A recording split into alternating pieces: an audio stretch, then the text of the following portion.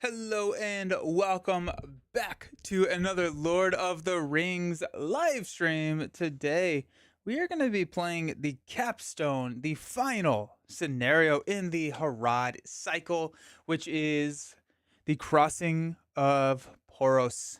That is what we are doing today. I'm very excited. If we do win, we get to open the first Return of the King box, which is, if you give me 2 seconds, I will find it on my shelf and tell you what the name is. The Mountain of Fire.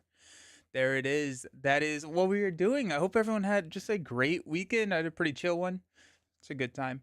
Hey, Wikipedia. Still love that name. Good morning. How's it going?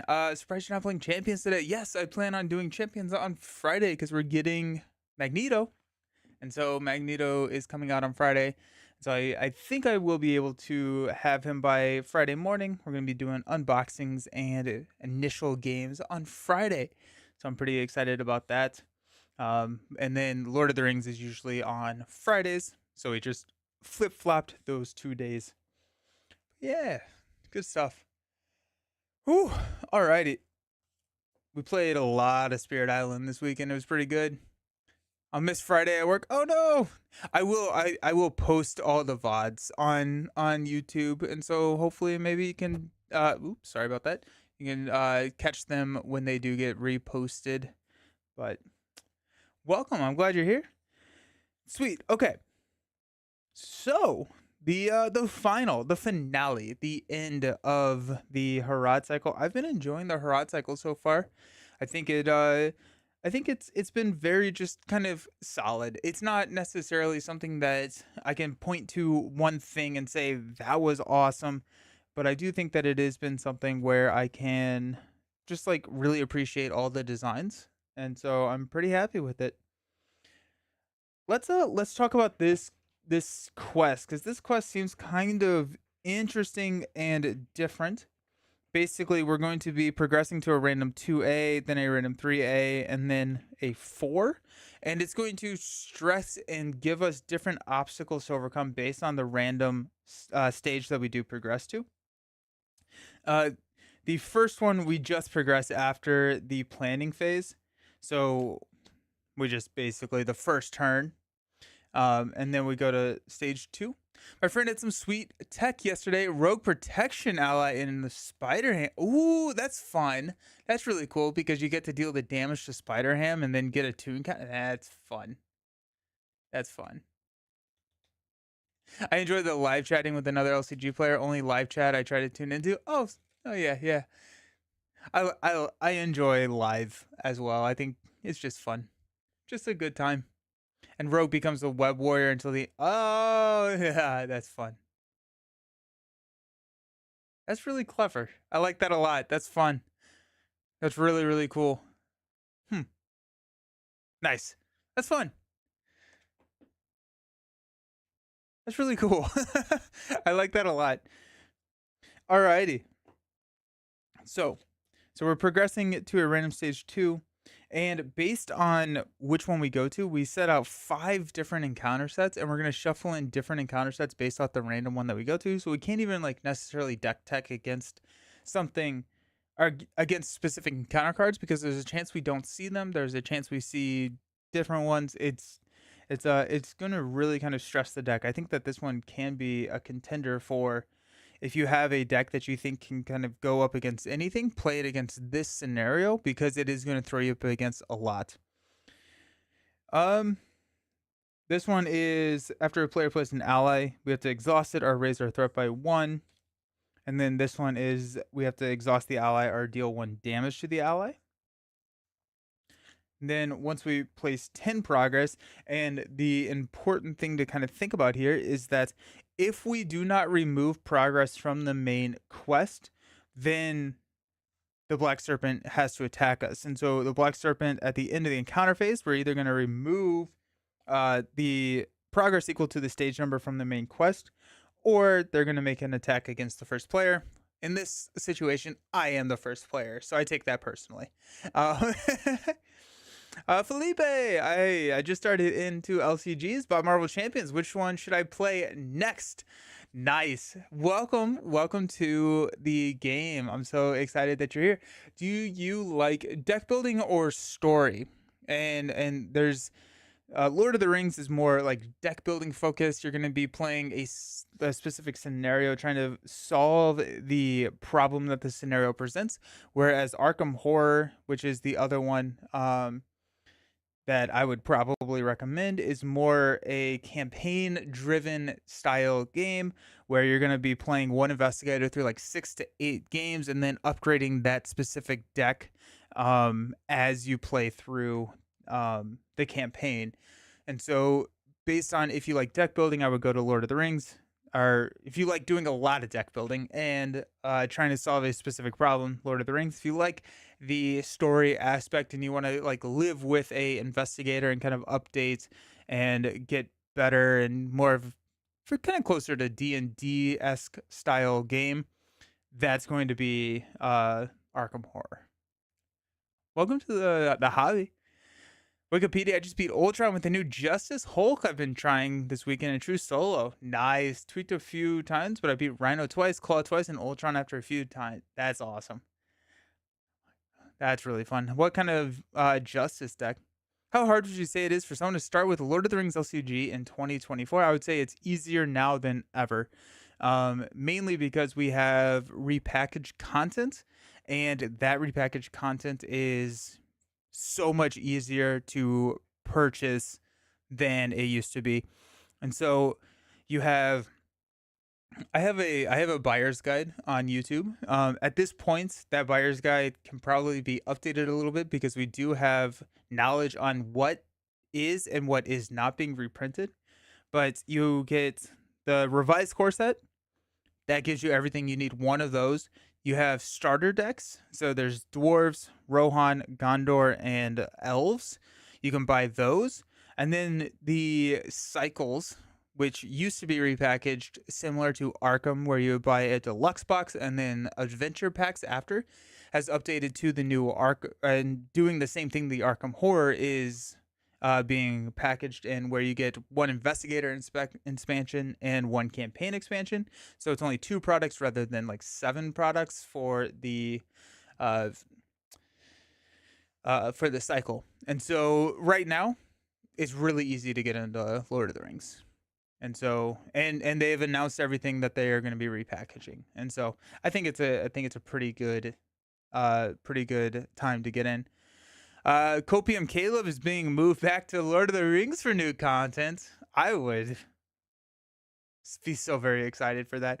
I am kind of interested to see where Caleb goes, and what it is that he teased that he's working on. If you're unfamiliar, they posted a 5-year update article on Fantasy Flight website that talked about how Caleb is leaving the Marvel Champions product line, which is very sad. But there is still more product coming, and that is his quote swan song, or quote his fantastic swan song.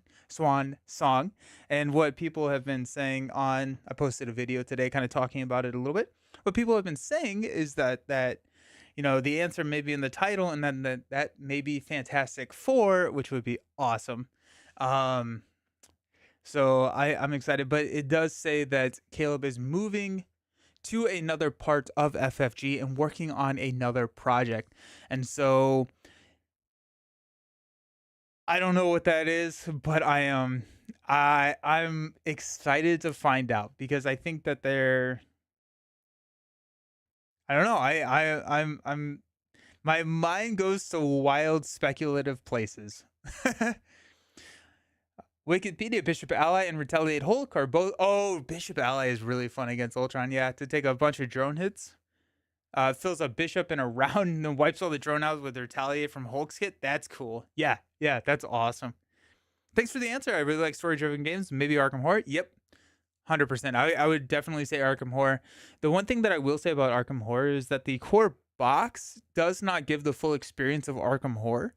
You will get an idea of how the game plays, but I would not necessarily. I would try at least Dunwich Legacy, because I think that which is the first expansion, the first full expansion. The core box only goes through 3 games, where a normal campaign goes through 6 to 8. And so I don't know if you get really the full experience of Arkham just in the core box. And the elevation of experience jumps significantly when you move into a full product line. Beat Cop, Determination, Lay Down the Law, Concussive Blow, disguised with some Snow Guard. Ooh, Snow Guard, nice. With 2 shift tokens, Blade, Machine Man. That's fun. Nice. That's awesome. Yeah, Hulk is fun. Hulk is fun. I had a whole part of the video. I don't think that I posted today. The video that I posted today was a lot of rambling. But I think I don't think it made it into the final cut of the video. But there was a part of the video where part of the at least unedited part of the video where I talk about how heroes printed early in the game that are considered bad would not be considered as bad if they were printed today if evaluated with the full card pool. If that makes sense, right? I think Hulk is better. I don't think Hulk is good. I don't think Hulk is like S tier or anything. I think that Hulk is has the reputation of being a bad hero because he was evaluated with the cards that he was printed with, and people still remember how Hulk played with a smaller card pool. Now that we have a large card pool, we have a lot more tools that Hulk can capitalize on and making him a better hero than what he was when he came out. I don't think that he is good, but I think that he is better than what he was when he first came out. Everyone hates on Hulk and likes to solve his puzzle. Yeah. The way I had to play him was to manage things and occasionally hit huge. Yeah. Yeah. And I mean hitting huge is fun, right? Like it's a good time. It's fun to just kind of demolish some stuff sometimes. Let us build a deck. I'm trying to figure out what I want to do here. I think with 2A, Hulk is a bad hero. His kit is bad, but any hero is good now because of the card pool. You can beat any scenario, any difficulty with any hero if you build right. Yes, yeah, and I think Hulk. I think Hulk is a hero that is at the lower end of the power. I think that his strengths require different play lines in terms of like utilizing health as a resource and everything. But yes, I think he is one of the worst heroes in the game. Do you need the starter decks if you buy the Saga trilogy? Do they actually add some extra cards? I read somewhere that if you buy all the expansions, you don't really need the starter decks. You are confused. Good question. So yes, the starter decks add extra cards. The starter decks are pretty heavily filled with cards that are not part of the repackaged content. So when we're looking at Lord of the Rings, you have the old legacy packaging, which is everything, and then you have the revised content, and the revised content is they did not repackage everything in the entire game. And so if you have all of the legacy content, which at this point would be financially prohibitive to try and hunt down, you do not need the starter decks. If you are starting today and you are only buying the revised content, the starter decks will have cards that you do not have access to. The starter decks are pulling a lot from cycles that are not being repackaged, and they also, come in a really nice like deck that is really good. So if you are buying starting today, yes, the starter decks will add additional cards. Also, they're just really good. Girlfriend and I are going to be doing Marvel Champions with duo setup, like Ant-Man and what? That's awesome. That'll be fun. Nice. The revised core set of Lord of the Rings, but never got it to the table. It's my first LCG, the first edition. Nice. Lord of the Rings is so good. I love it so much. Love it so much. It's that weird time of year where it's like cold, but also warm. Like depending on the type of day or the time of day. The camera looks a little dark. Yeah. I think people like Hulk and other underdog characters because the perception is that they are bad, so it's nice proving you can win with them. True, yeah, 100%.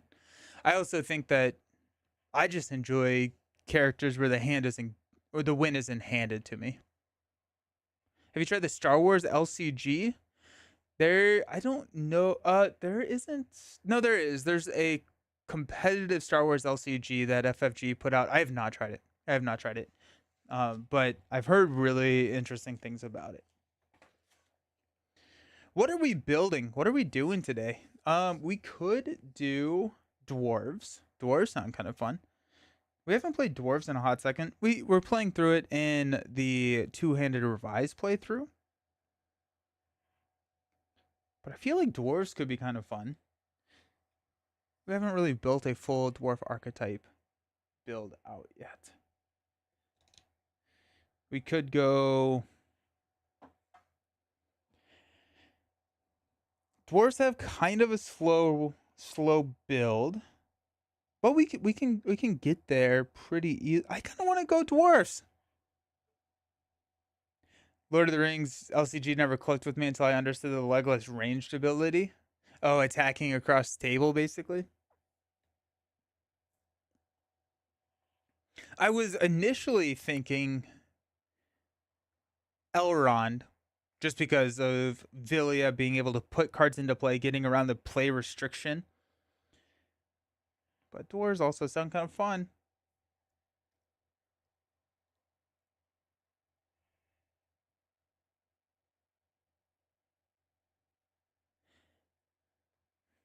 Is there any reason that we wouldn't want to do dwarves? Star Wars LCG has really interesting deck building rules. I uh the deck building in Star Wars I think is really interesting, and I hope is pursued further, where you basically pick pods. So you're not picking one card, you're picking like a pod of cards and putting them and creating your deck through there. I like that a lot. What's the strategy with the sticker? The sticker means that it goes back into the binder. So I put one copy of every single card in the binder so I can flip through and look at them and admire and read and be a nerd. And then if like we have Arwen, and then if the Arwen copy of the binder version of Arwen, well, if she was in a sleeve, she would have a sticker, and then everything else is stored alphabetically over here. The co-op fluidity as an LCG till I really understood Legolas. Yeah, the co-op part of this game is really fun. I've been really enjoying the playthrough of two-handed and seeing how that works. Okay, let's go dwarves. Let's have some fun. Got Dane.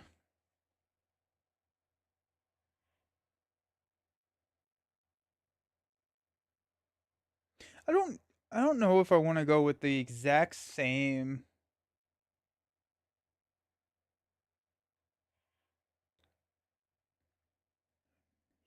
hero lineup as the my two-handed.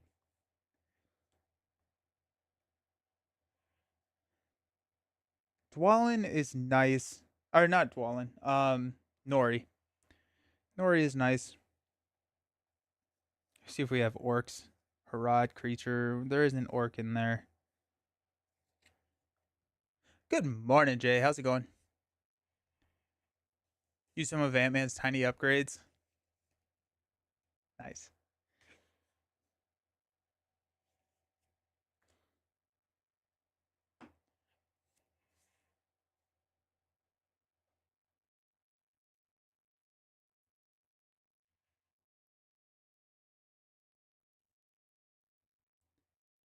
First time seeing Lord of the Rings. Nice. It's such a good game.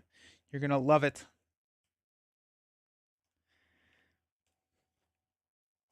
What if we get a little spicy and go away from dwarf heroes, but still no, that doesn't really make sense. But what if we go like Galadriel instead of Dwalin? Because I think Galadriel. Well, if they come in exhausted, Galadriel's not as good. Never mind. Oops.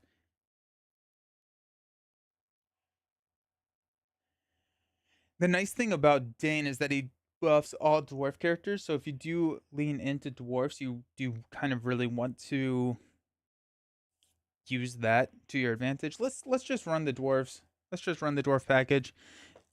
And then we can modify based on what we see. We're gonna go Dane, Nori, Ori. So if we control 5 dwarf characters, we get to draw an additional card at the beginning of the resource phase, and then Nori is after we play a dwarf character from your hand, we get to reduce our threat by 1. So that's going. Just got off work. Welcome to the afternoon. All right, let's find some dwarf characters. That's what we're going to do to start us out is we're going to go through and look at our allies and find dwarf allies, and then we're going to fill in after that. What was the stage 3? Dealing damage to heroes.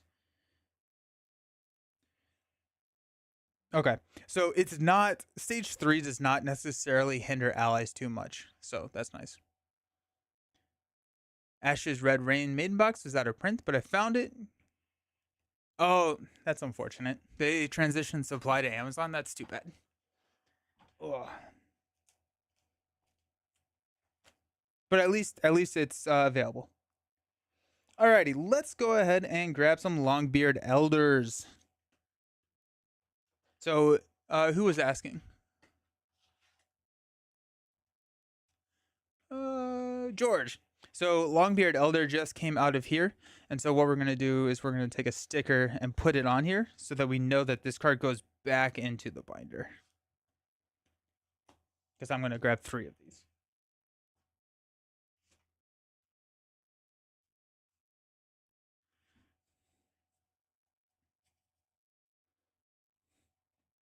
Over here, let's grab a Legacy of Durin.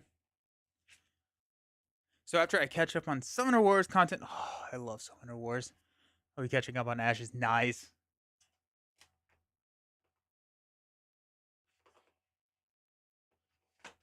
I love Summoner Wars. It's so good. Let's grab 2 copies of Gimli.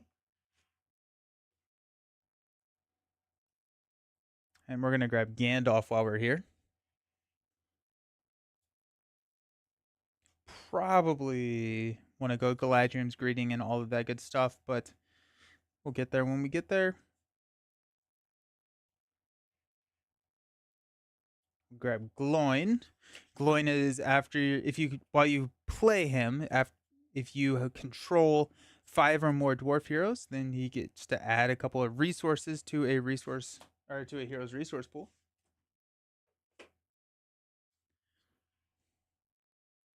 What are the 4 aspects called in Lord of the Rings, and what are they good at? Good question. So purple is called leadership. They kind of deal with allies and money. It's kind of like the ramp aspect. Green is lore, deals with healing and card draw typically. Blue is spirit. Blue is kind of all about reducing your threat and managing encounter cards. And then tactics, which is the red, is aggression. It's kind of built around battling. Just taught my girlfriend Summoner Wars. I lost because I played Cave Goblins with the wrong tactics. Nice. What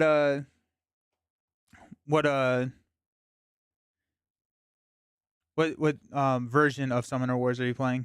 The revised or the original? I played the heck out of the app.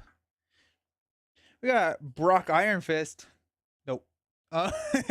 We can go Philly and Killy. I think that's potentially worth running with. Dwarven Sellsword. I think Dwarven Sellsword is worth playing.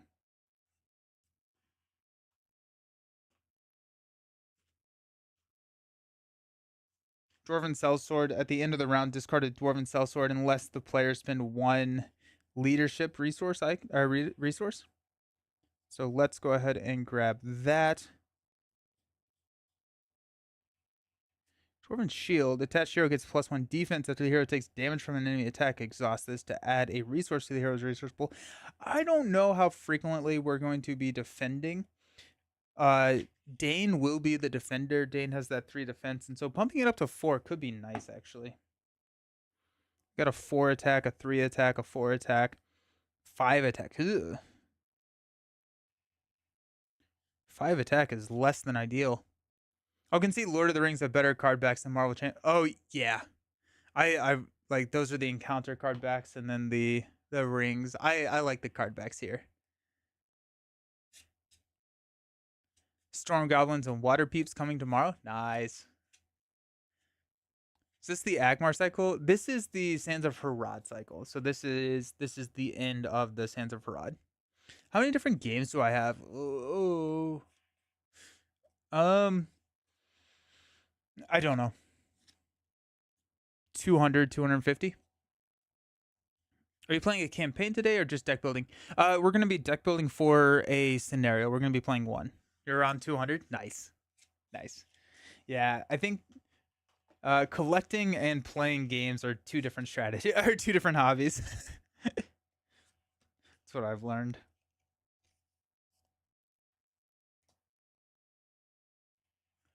Got Gloin.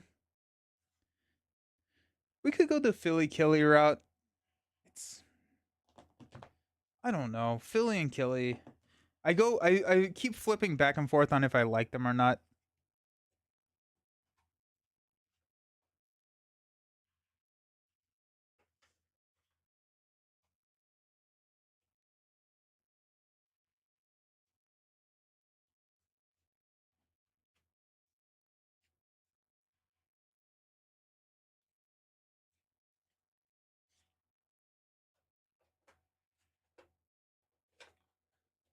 Will you make Harad playlist like you did with um Harrow something?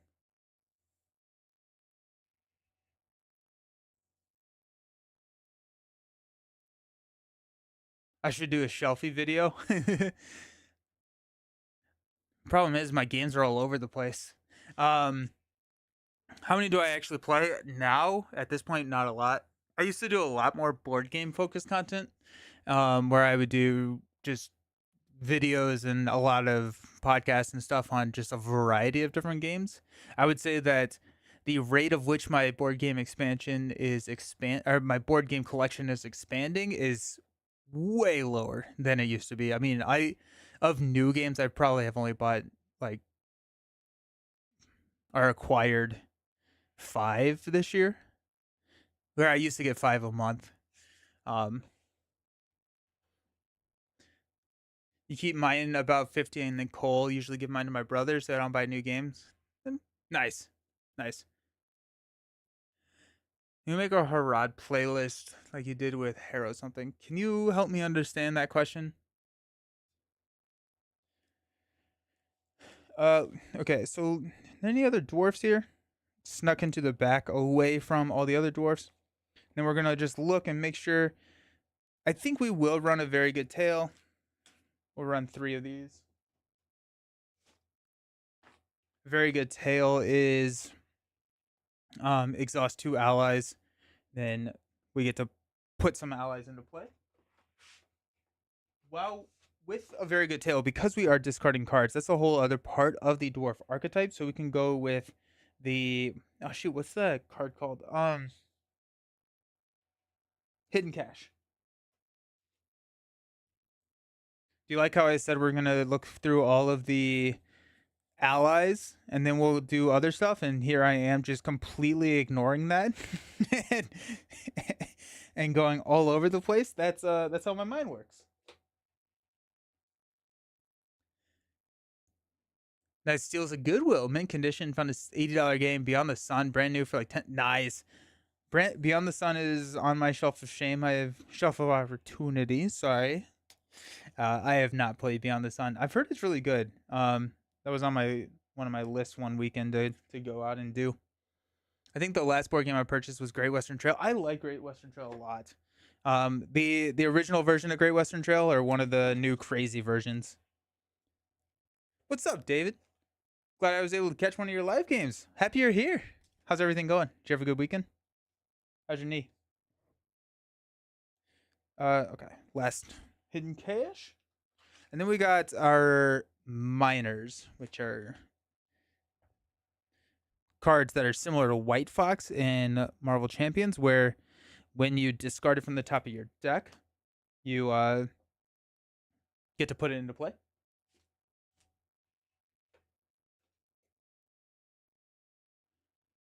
Ooh, piece of candy. My brain. Yeah, right. Uh, it's definitely daunting to approach, but it's smooth. Love the tech tree. Nice, nice.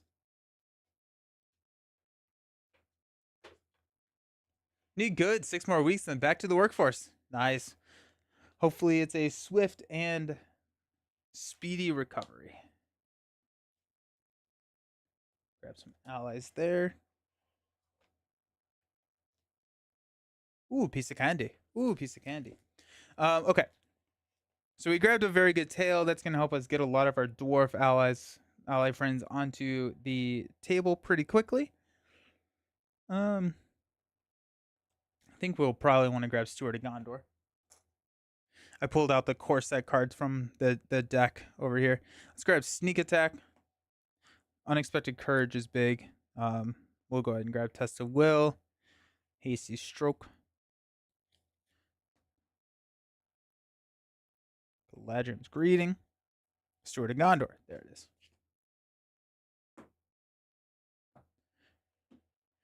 And Narvi's Belt. Narvi's Belt we can attach to a dwarf hero, exhaust Narvi's Belt, and then give that dwarf any aspect for this phase. So kind of what we'll do is we'll load up one of our dwarf heroes with Sword of Gondor and Narvi's Belt and just pay for everything. Just realize, have you ever used Digging Deep White Fox against Ultron? We tend to use them in decks that discard our deck, but never a deck build where we're fighting against. I don't know if I've done it against Ultron. Ultron does discard your deck, yeah. I've done it against Sandman, because Sandman will do that as well. With no, not Sandman. Who? The Power Drain Modular? No, I don't know. I don't remember.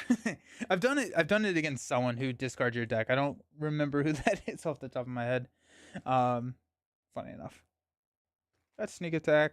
King Under the Mountain, that's what we're looking for. We could also, I think Hardy Leadership is also really good. Let's go King Under the Mountain and Hardy Leadership.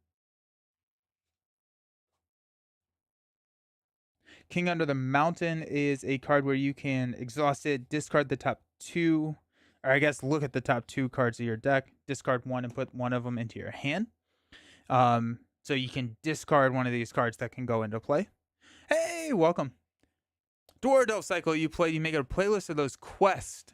And your Herat Cycle videos are all over the place. Oh, yeah, no, that's not me. Yeah. I can do that. I think most of them actually aren't even posted yet.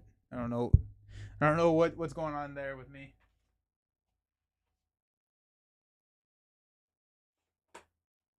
But yeah, I will do that. Dwarven Shield would be nice. Lure of Moria. All right, let's look at dwarfs over here. In our green, we got the Prospector. Definitely going to grab a couple of Prospectors. This is when we enter play, we can discard the top 3 cards of our deck, then choose and shuffle 1 card in our discard pile back into our deck. What's nice about this is it does not have to be one of the discarded cards. So if you discard something that you really need, you can throw the Prospector there and cycle it back in.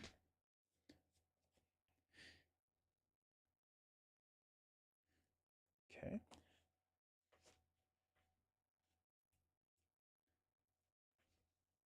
Woo, Nelson streaming. Let's go. Yeah, you mentioned White Fox with Ultron in my brain, so I had the epiphany. It seems Magneto will be very good against him because, oh, yeah, that'll be fun. I'm excited for Magneto. Got the Record Keeper. We're going to go ahead and grab 2 copies of the Record Keeper. Not necessarily for the ability, but for the fact that they cost 1. Discarding White Fox with Iron Man's attack event is hilarious. Oh, yeah. Yeah, Iron Man Digging Deep. I've had a lot of fun with there. What are the small stickers for? So I put 1. If it has a sticker, it goes back in the binder. If it doesn't have a sticker, it gets stored alphabetically over here in my massive box of cards.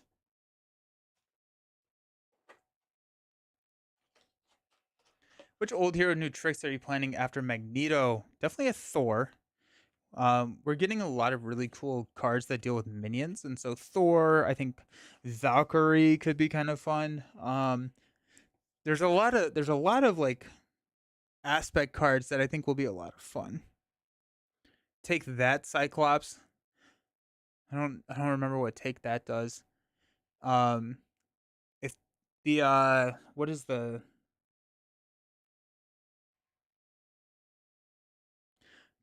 potentially an X-23 leadership ally deck? Blue Thor, yeah, Blue Thor I think will be a lot of fun. The X-23 leadership ally will be a lot of fun with the card that allows you to get a minion, and then you can Voltron the X-23 ally, so you can uh like use that card to play another ally, then get the benefit of having X-23 take out 7 damage to an enemy. Oh yeah. I think I've done that actually. I think I've played that deck before. Got the Hammersmith.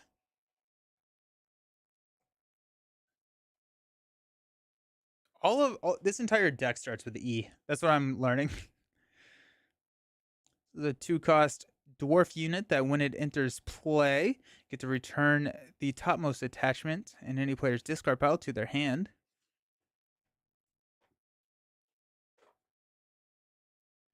I was torn between take that or Fusillade for your Nightcrawler deck.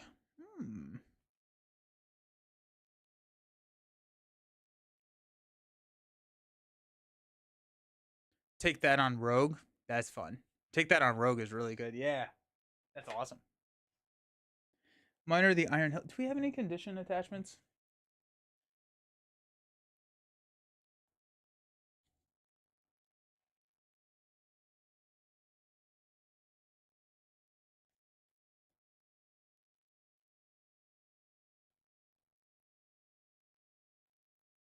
Nope. Not that I'm seeing. Okay. I may actually go Warden of Healing just for the healing option. I may go Battle Master just to have some damage output, and we can use Narvi's Belt to sneak the Battle Masters in. I think a Will of the West is pretty decent in a dwarf deck. Let's grab a Bifford. Just more card draw, more fun. We have Bomb Bjorning. No, we don't need that. Where are you? Oh, we got Bofer.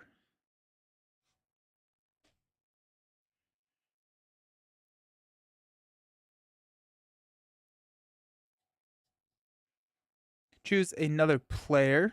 Nope, not another. But I mean, Blue Mountain Traders is a 2. We'll get there when we get there. Biffer. Morning, Captain Atreides. Hope everyone is doing well. Heck yeah. My buddy's War Machine got full autoed by crossbows for 8. Oh, jeez.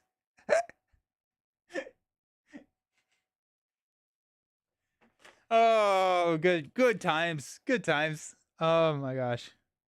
It's insane.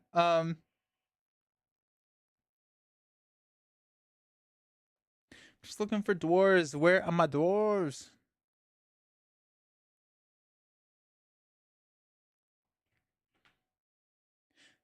I'll watch this state of the game after this. I had fun with that video. I don't know. It's still funny to me how much a video like that is. I don't know why. Like it I don't know. That video was fun to make and anxiety inducing to make. I don't know why. They delve too deep. I don't know. Just it was fun. I enjoyed making the video. Just kind of talking about the game as like as an overview. I enjoyed that.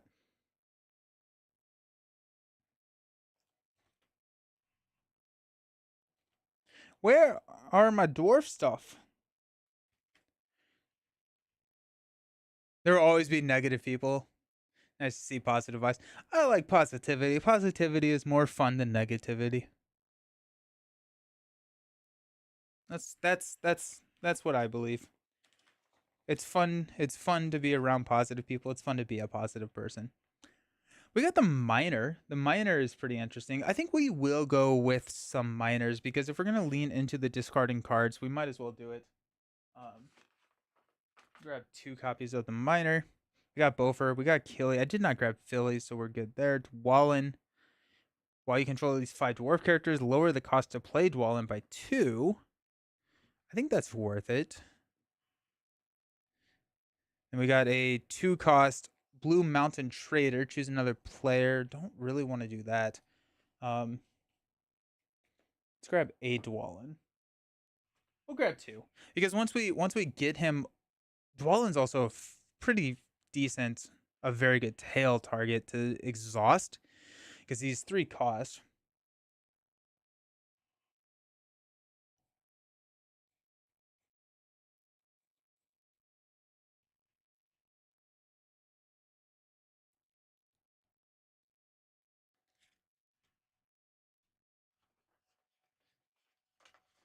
We're gonna have to cut so many cards. Any other dwarf? Sometimes I get lazy. Hey, Eborgard. While you play Eborgard from your hand, discard the top 2 cards of your deck to reduce the card's cost by 2. He becomes a 0/1/2/3. With the extra hit point, he would be a 4 health, which I don't know if that is going to be strong enough to defend against what we need him to defend against. Just look. Dwarf character, after you travel to a mountain or underground location. We got desert and hills. Hills are just like tiny mountains. Does that count? I need more info on the shield boss. Last shield boss, a very weak, less known villain slate in that box. That last one is Red Hulk or something. I'll be very happy. Ooh. There needs to be a custom ally cards for you and other YouTube. Oh, that'd be fun. That'd be really fun. That'd be really cool. I think I do want to grab Will of the West.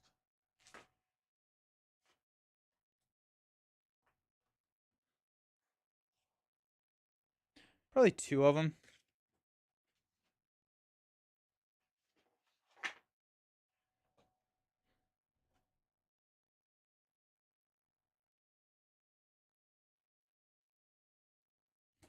Dwarven Tomb.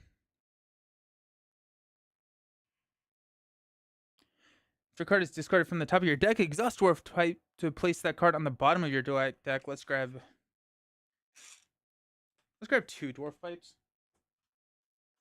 And continue that cycle of cards so we don't like lose anything too important.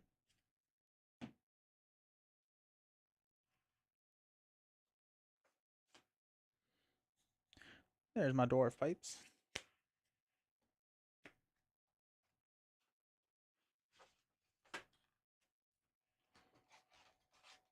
Got Winfola.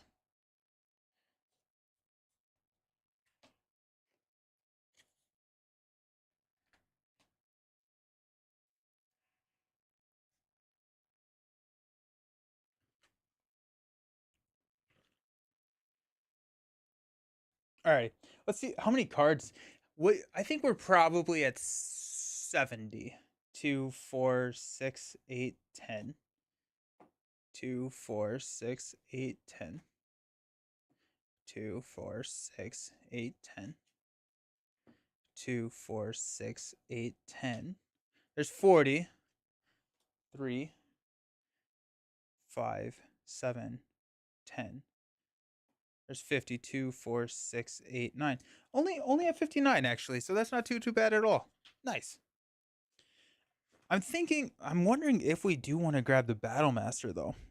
We can't sneak them in. Where'd I put the Battle Master?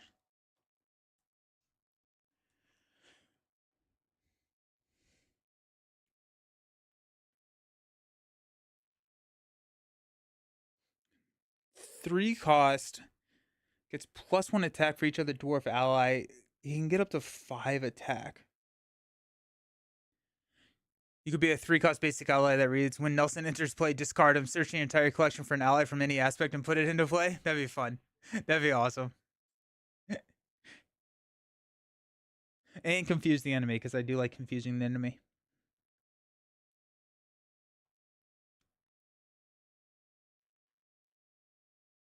Go Aizen.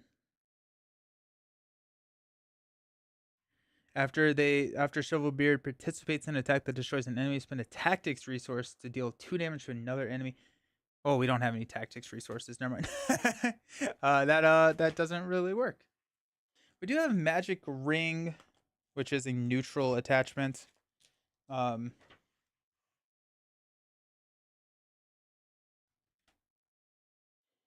We can raise our threat by 1 to choose and heal 1 damage from the attached hero.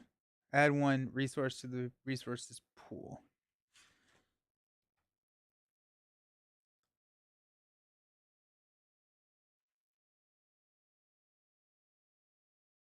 The end comes after a dwarf character leaves play, shuffling encounter discard pile back into the encounter deck. It's not great. Just hopping in, are you on the Return of the King saga now, or not quite yet? Not quite yet. This is the last scenario before that happens. So, soon. All right. I'm gonna unsleeve these. These are from the 2-handed decks that I was playing. Do my custom SpongeBob hero that confuses him. Oh, that's funny. That's really funny.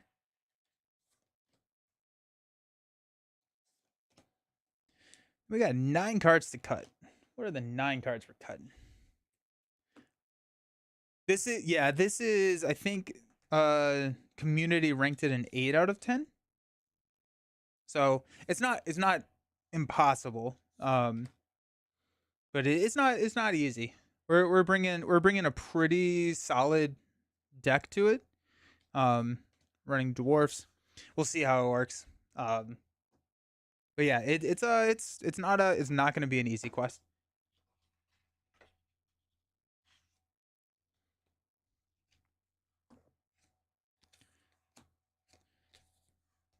I'm not 100% sure what the discard a random card from your hand destroys a character.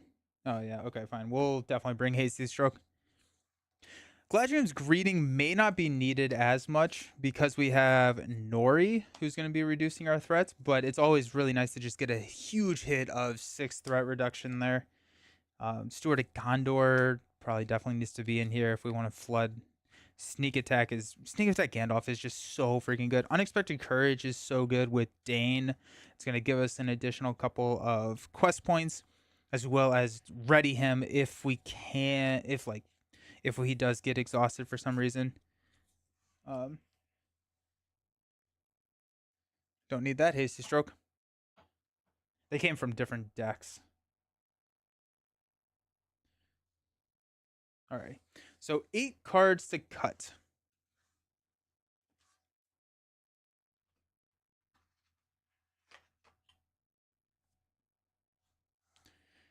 We have so many dwarfs. I'm here for it. Let's go. This is gonna be fun. I just love dwarfs. We could go with the miner. I don't know if we need the miner. We have 0 cost. Well, I'd probably want to cut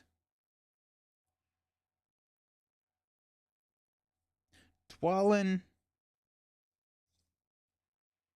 Let's cut out a Dwalin.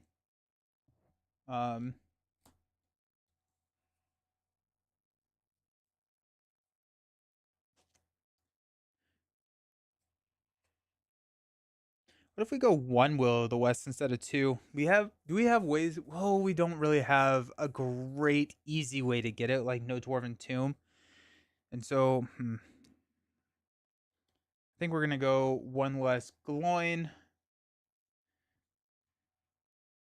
2, 4, 6, 8, 10.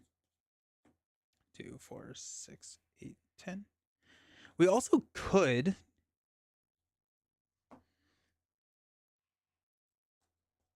potentially go Steward of Gondor on Nori. Villain Theory could do a basic ally. That reason when villain enters play, discard him, shuffling counter deck back into the deck. Do not gain an acceleration token. Ooh, I like that too. 6, 8, 10. That'd be fun. 2, 4, 6, 8, 10. All right, we got 2, 4, 6 cards to cut. 6 cards to cut.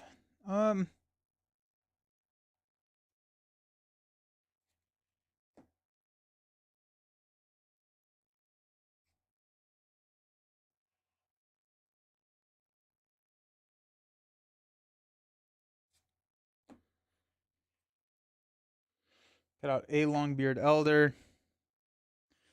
What if the Dwarven Sellsword? Yeah, we're gonna keep the Dwarven Sellswords in there. We'll cut out a Gimli. We're just going down to 1x of the uniques. And then if we draw them, and that's great. We could go down to, let's cut out a Hasty Stroke. Let's cut out a Test of Will.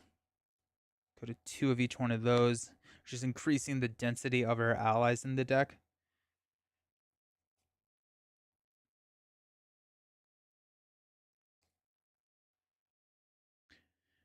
Search for 2 cards and remove 1 from the game and play the other for free. That's an interesting idea. Like how he reviews 2 cards at a time. That's fun. Yeah. That's fun. That'd be fun. Okay, now we're gonna look for expensive allies.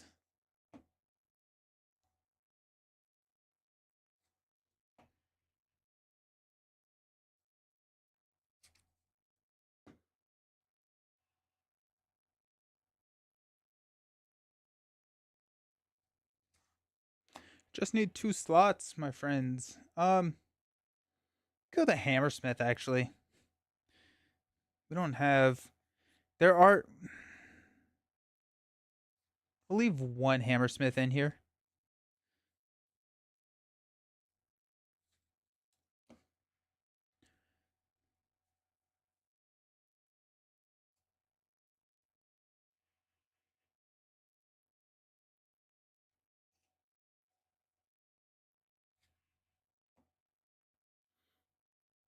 That's the only channels I know.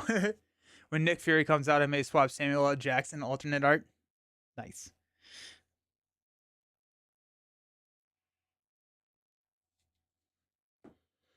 What card are we cutting? We could go... Unexpected Courage is so nice of a bump if we get it.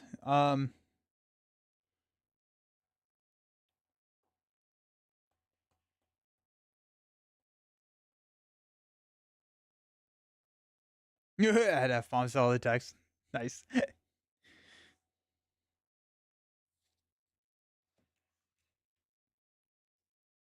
Cut out a 1 copy of a very good tale. I'm gonna cut out a King Under the Mountain. Then that's gonna be our 50. Alrighty. Let's see where we go. We're gonna probably have to modify this, but that's cool. We got Dane, Ori, and Nori. One of my favorite hero lineups in the whole game. I love the dwarfs. We start with 28 threat, 0 scoops, which is always fun to see. 33. Let's go down to 28.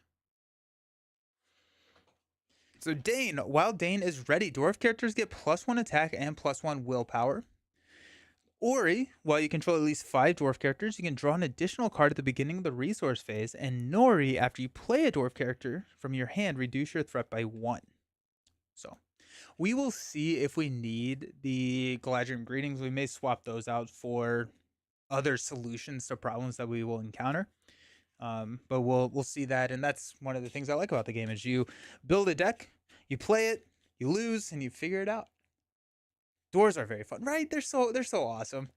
It's just like, okay, there's a billion of us now. Let's go. Alrighty. 1A. You have escaped the dungeons of Kurth-Garat with the rescued members of Kalheel's tribe, but it's still a long way to Gondor.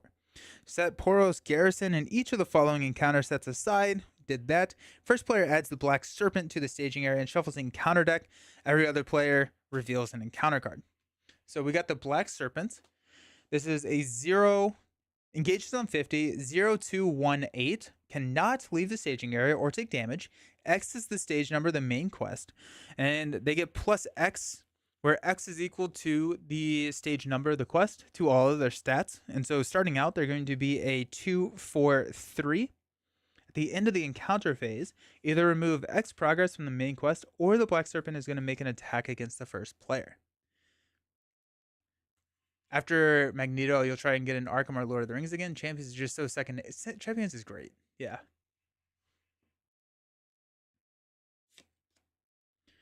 Allies enter play exhausted at the end of the planning phase. Advance to a random stage 2, which is going to have us add more cards. What are we looking for on our initial mulligan? Steward of Gondor would be nice. Any of the 1-cost dwarfs could be nice. And I'm thinking about it. Actually, if we get the stage 2 that deals a damage to our dwarves, that could be an issue. Let's see what we got. We got Gloin, Longbeard Elder, Miner, Hasty Stroke, Hidden Cache, and a Miner. That's just a mulligan. We got 3 cards in our hand that we want to discard from our deck rather than draw. And so we'll mulligan that and just put them back into the deck.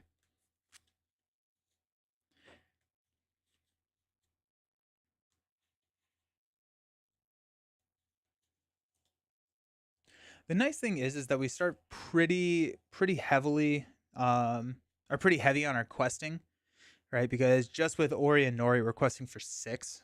And so that's pretty decent to start us out. So the idea, or hopefully we can add at least 2 progress to that main so that we don't get an attack the first turn. We got a very good tail, a Miner, Hidden Cache, King Under the Mountain, Longbeard Elder, and a Test of Will. It is what it is. I'm going to draw into a Miner. So we don't have a turn 1 play, but we do have a Test of Will if we need that. We do have a very good tail, which is great. Alrighty. Here we go. One of Caleb's absolute favorite card design decision is a dwarf. I have not heard which one. Which one is it? Alrighty. At the end of the planning phase, we are here. It is the end of the planning phase. We're going to advance to a random 2A.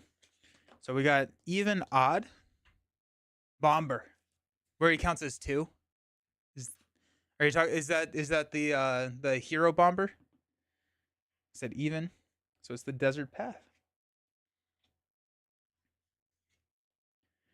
You ask Kahil which way you should take, and he says, "My people are weary. Climbing the rocky hills of Ethel Duath will be too difficult for them. We will journey to Gondor across the desert.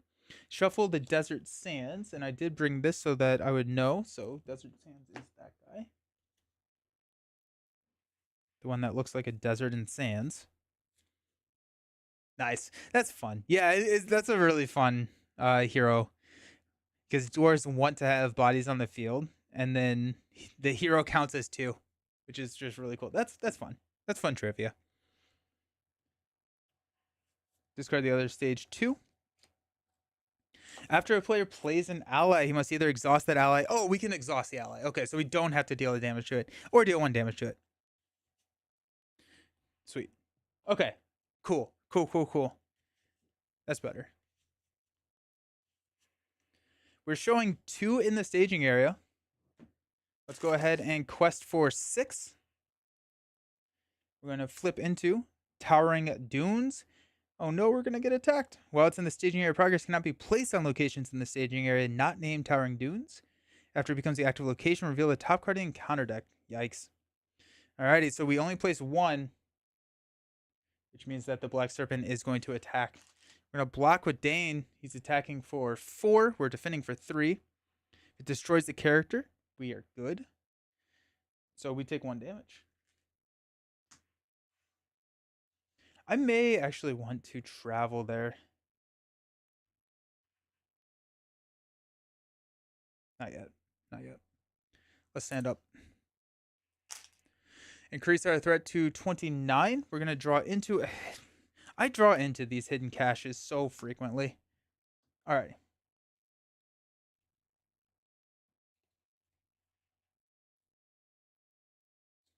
Let's go 2 to play King Under the Mountain on Dane. We'll go ahead and use King Under the Mountain. We got Gandalf and a Miner. We'll discard the Miner, take Gandalf, and the Miner gets put into play. So that's nice.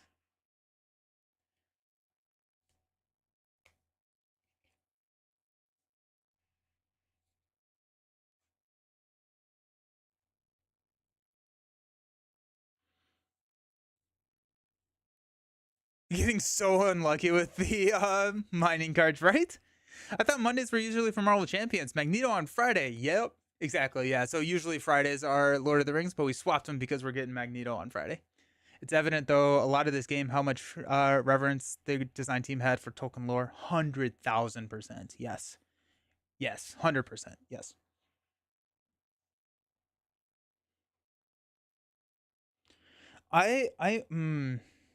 Okay, so there's a couple of options that we can go here. We can play the Miner using 3 and hang on to a Test of Will.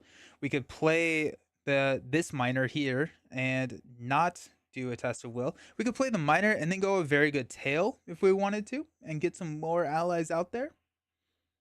I think we will play a Miner just so we can start getting that double card draw.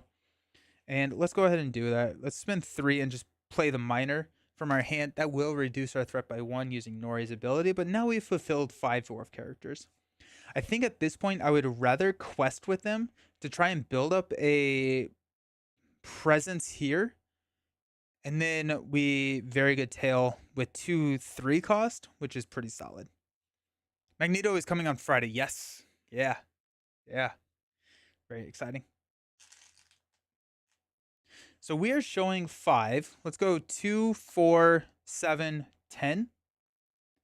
We're going to flip into Win Reveal. Each player discards his hand or assigns X damage among characters he controls, where X is the number of cards in his hand. 2, 4, 6, 7. 1, 2, 3, 4, 5, 6. We will Test of Will that. Cancel that Win Revealed effect. So we placed 5. So that's good.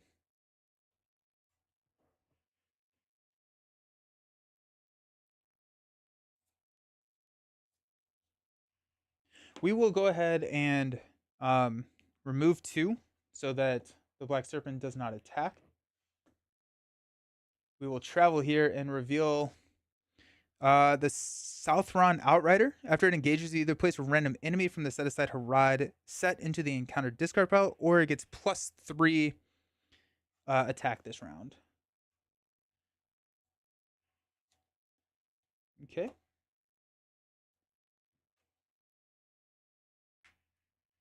Into the encounter discard pile. Random enemy from the Harad soldiers, which I believe is the sword-looking one. Yep.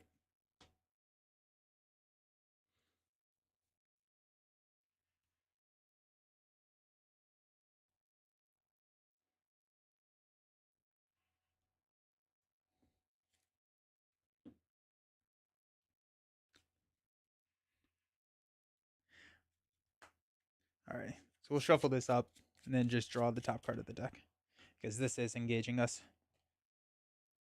All right. So that's in the discard pile. We will block with Dane. It's going to be a 3 on a 3. Return the attacking enemy to the staging area after this attack. There you go. Okay. We will stand up. Increase our threat. We will draw 2 cards. So we got Gimli and a Miner. We'll pass out money.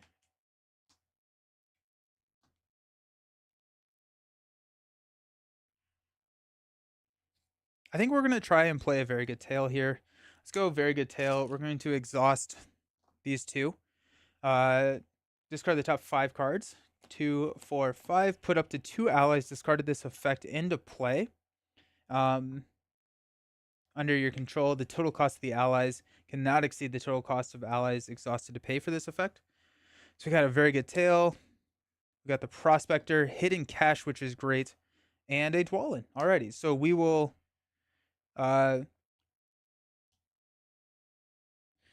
hidden cache hits. So we will add 2 resources to probably Dane here. So we can hit the Longbeard Elder. Discard the top 3 cards of your deck. And choose 1 card and shuffle back in. So we'll choose and shuffle 1 of these cards back in the deck. Do we only have 1 Test of Will?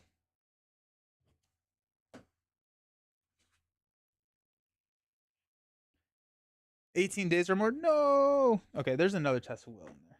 Or Will of the West in there. Honestly, a very good tail. I'm going to shuffle a very good tail back in.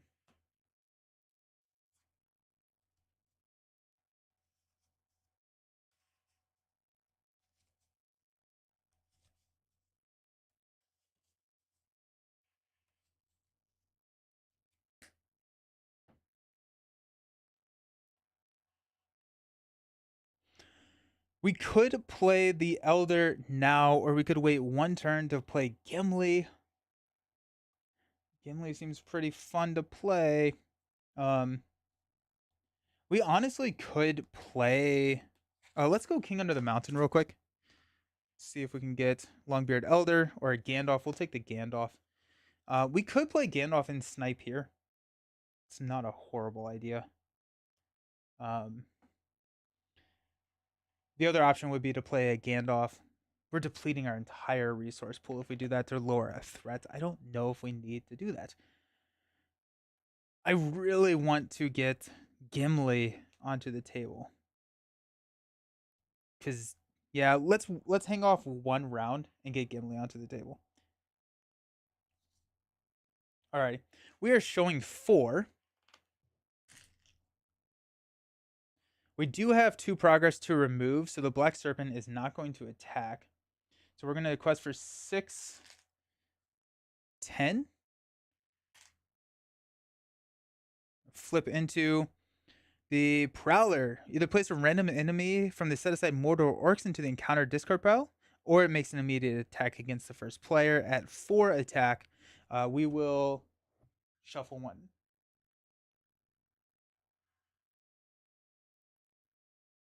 Mordor Orcs.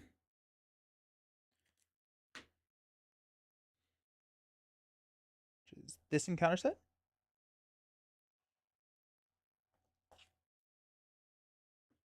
We'll shuffle this up and put a random one.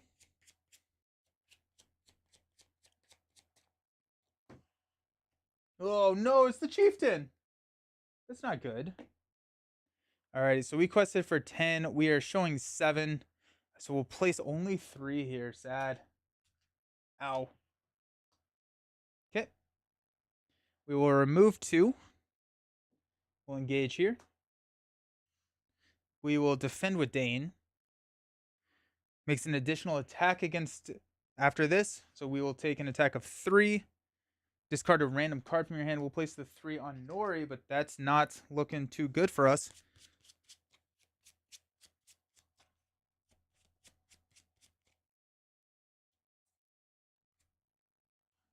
Bye, Miner. Alright. Let's stand up. Increase our threat to 30. We'll draw 2 cards. We got Gandalf. Give me a sneak attack. Yes, let's go. Let's go. Alright. We'll increase money. I think it's worth playing sneak attack here over Gimli. Let's King Under the Mountain. Sneak attack and a record keeper. We're gonna take another sneak attack, and all of a sudden we're looking much better off. So we have 2 Gandalfs, 2 sneak attacks, 3 Gandalfs. We have 3 Gandalfs. Let's go.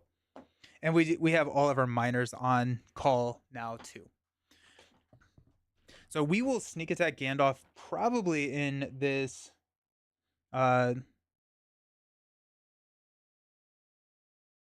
we may not actually need it in the quest phase. We may go during the combat phase, engage here, block this guy. We need 7 attack. I don't know if we have 7 attack. We don't have anything, so let's spend 2 to play here. Oh, and we have to do this.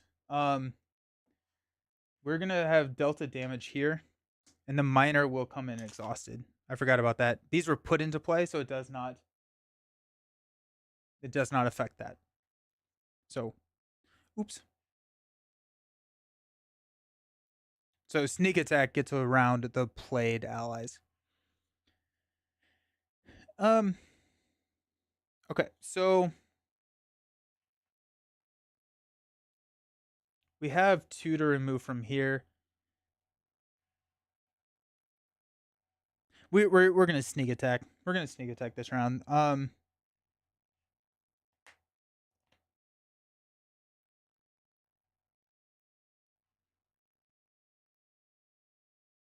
Gotta head to work. Have a good stream. See ya. Have fun.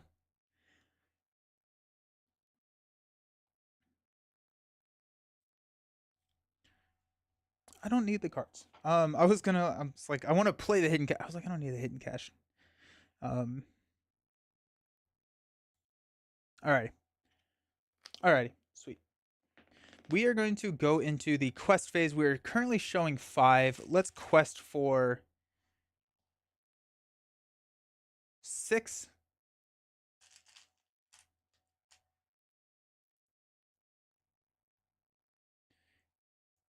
If we wanted to attack and take this guy out, we have 2, 4, 5, 7. We have enough if we only quest for 6. And we block with Gandalf. I think at this point, let's go ahead and use a sneak attack to put Gandalf into play during the quest phase, commit him to the quest. So that's going to be 10. Hold on. Nope, that's not right. Down to 29. This goes up to 10. Okay. We get to choose, and honestly, I may deal the damage here now, knowing that I am going to choose that, and then when we sneak attack him in the villain phase or in the combat phase, we can choose a different option. But if we flip another enemy now, we may have that issue. So let's go ahead and go 10, showing 5. Flip into a Towering Dunes. Jeez. Okay, so we are going to we're showing 8 now. So we place 2, 1, and 1, and then we're going to remove 1 from there. Then we will, I think we'll travel here. Gandalf's back in my hand. And whenever we travel, we have to reveal the top card of the encounter deck, which is the Desert Oasis. When Desert Oasis is explored, heal 4 damage from among characters in play. After it becomes the active location, heck yeah, that's great.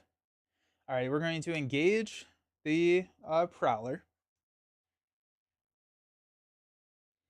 We are going to spend 1 to sneak attack Gandalf. Gandalf is our defensive strategy. Do we draw cards, or I think we reduce threat? Question mark. Let's draw cards. Hasty Stroke. That's nice, actually. We don't have money for it.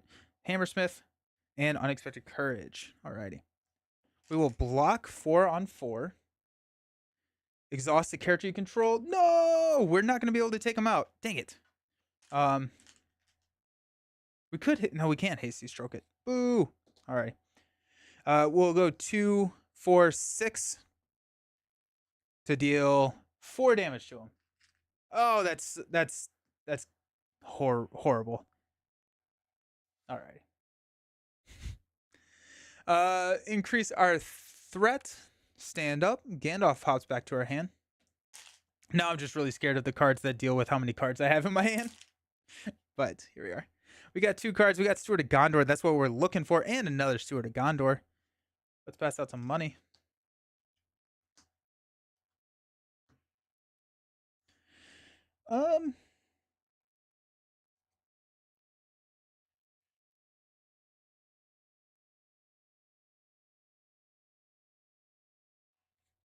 We're definitely playing Sword of Gondor. I'm trying to figure out where I want to play it. Let's go King Under the Mountain. See if we can grab a Narvi's Belt. We've got a Record Keeper and a Prospector. Let's go with the Prospector. We're going to spend 2 to play the Prospector. We're going to decrease our threat. We're going to discard 1. Nice. 2, 3. So Miner comes into play. Prospector, we will deal a damage to it. And then we're going to shuffle a card from our discard pile back into our deck. I think it's going to be Sneak Attack. Yeah. Shuffle Sneak Attack back in. Because now if we can get a Sneak Attack, we have the Gandalfs. So that's nice. Where are we throwing the Steward of Gondor?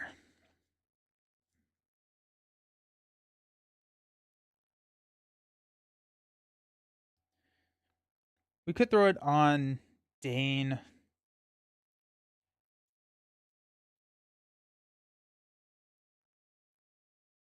Let's do it. Let's go 2 Steward of Gondor onto Dane. So we will give him 2.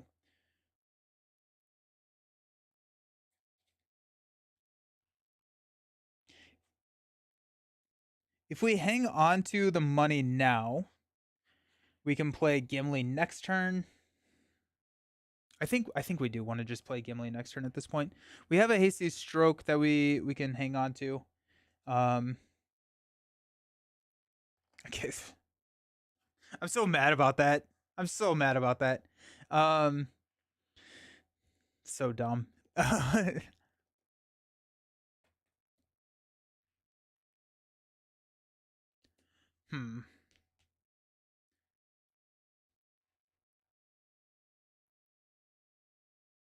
We do have to push pretty hard on the main this round because we need progress on it to take off. So in that case, let's just go ahead and spend 3 to play the Longbeard Elder. We'll deal damage to the Longbeard Elder. We'll decrease our threat again. I'm pretty happy with our ramp now. Okay, let's go 3, 6, 9,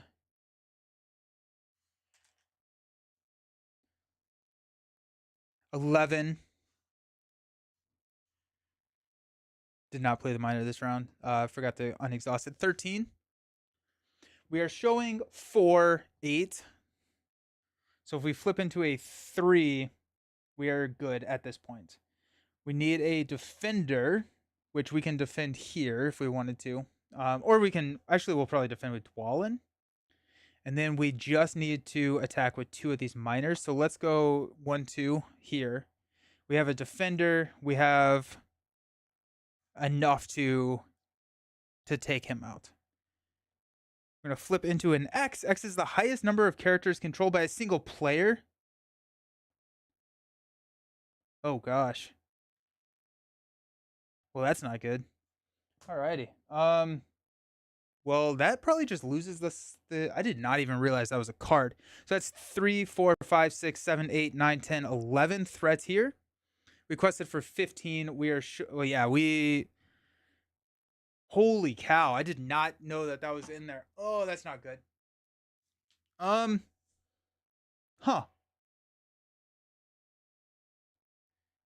So we're showing 15. We don't place any progress, and we're out of the game at this point. Yeah. So that'll be a scoop. That is good to know. That is great to know, because we're gonna take an attack here and attack here. We at that point don't have enough to kill there. So, huh. Alrighty then. I think my least favorite part about this quest is how annoying it is going to be to put away. Like with all the random encounter cards coming in to the game, to just remember to pull some out.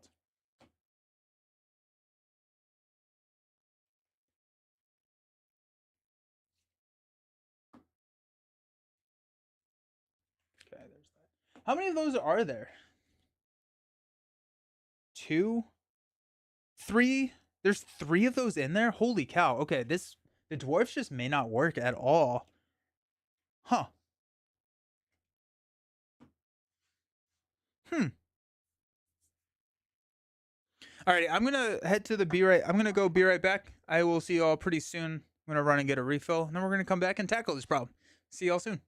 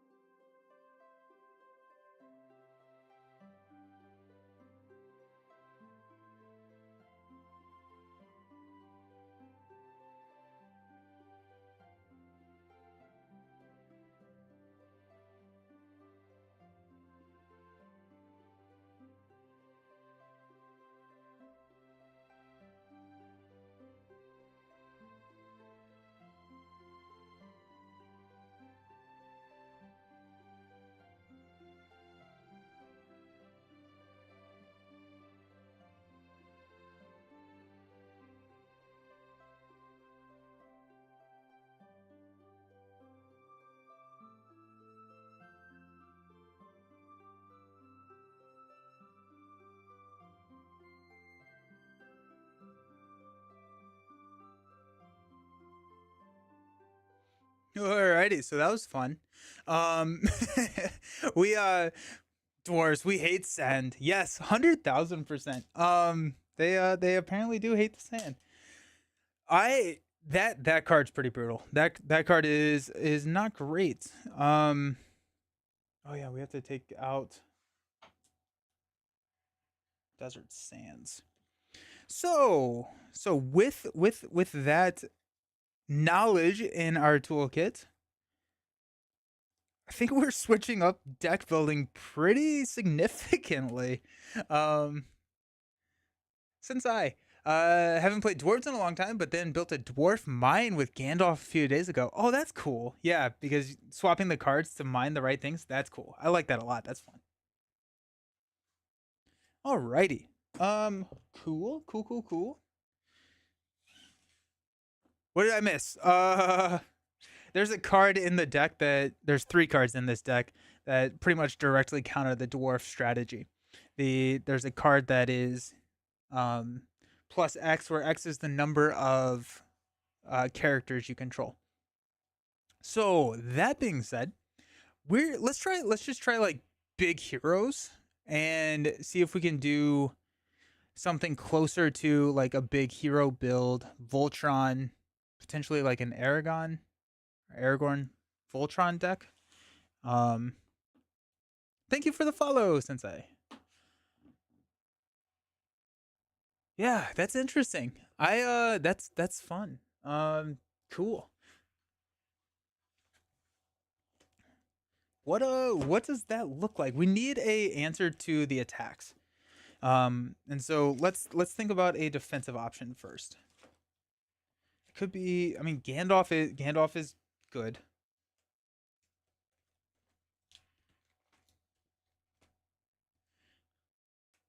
Well, quick beam.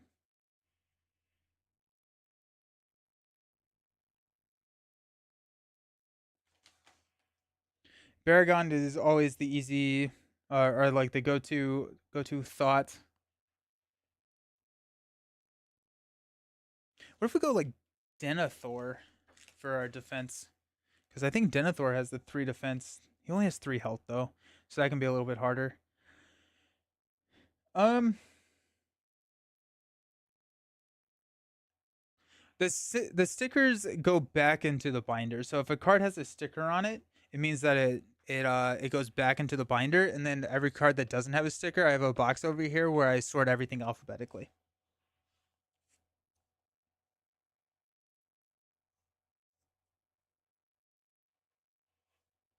Okay.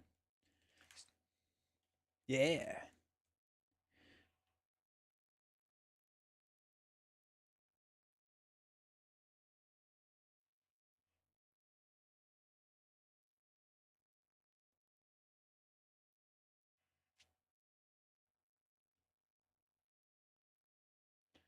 What do we do? What do we do, my friends? Um,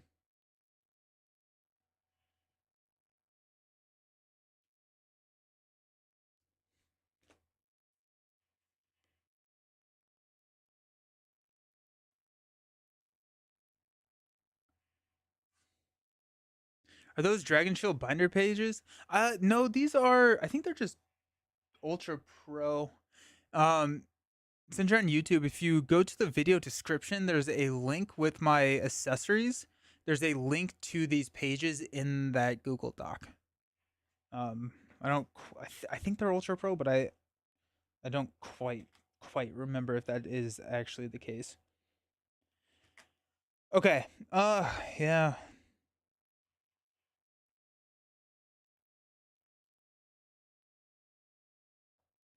Definitely on the right track to go big heroes, I feel like, but which ones I don't know. Yeah, right. Um I'm wondering if ints could be interesting. I think a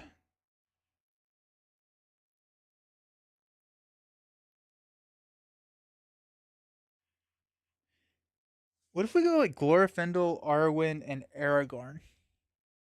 I do love ints. Ints are so much fun. Um that gives us a lot of quest power so we can kind of like quest into um not taking the attack. We don't really have a defensive option then. I guess we could go. I don't have tactics Aragorn. I don't think, right?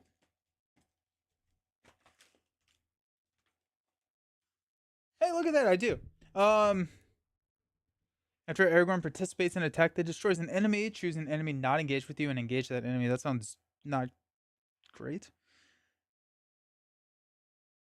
That's a power trio. I think that would be fun. I'm concerned about my defense. Um we go Loragorn. We could go tactics. I think if we go blue, it feels like it'd be a natural offset to go red to help with the damage that we're going to need with all the enemies. Um, but I think a northern tracker really helps us here. Um, Instead of Arwen, we could go Eowyn. Um, Mainly because there are cards in here that deal with how many cards we have in our hand. Or is that just one of the? That's actually the stage 2 encounter set that gets shuffled in. Hey Nathan, how's it going? How you doing? Tactics Aragorn was one of the reprinted sets, but I haven't been able to make him work too. He doesn't yeah, he doesn't seem super great.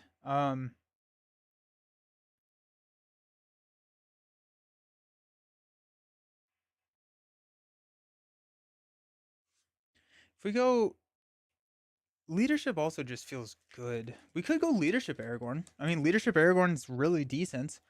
Gives us access to all of our leadership toys too then. And ways to get them quicker with Arwen's ability. Picking up the revised core set, Lord of the Rings. Nice. That's awesome. Yes, it's such a good game. Such a good game. I hope you just love it. Um, it's so solid. So solid.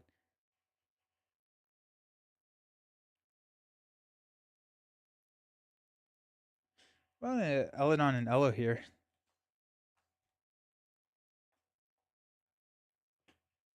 After following your channel for champions, you've managed to convert me over to Lord of the Rings. Let's go! Success. Success in my book. That's awesome.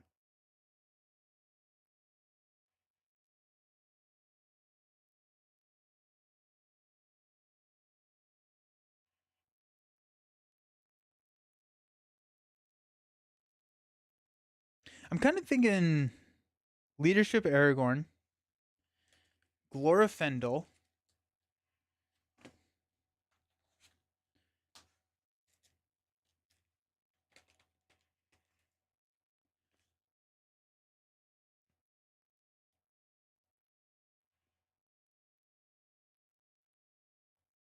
I haven't played Loragorn in a hot second though, which could be kind of fun. Go Song of Kings on Loragorn. Lord of the Rings LCG is goaded. Can't wait to see you put this deck together. Let's go. Enjoy. If you're coming from champions, be ready for a difficulty to ramp way up. Yeah, it gets challenging.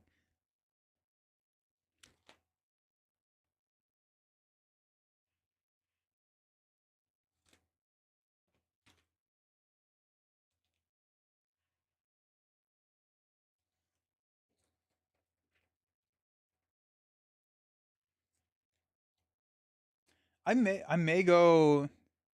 I think I'm leaning more towards like a Song of Kings um build with Loragorn,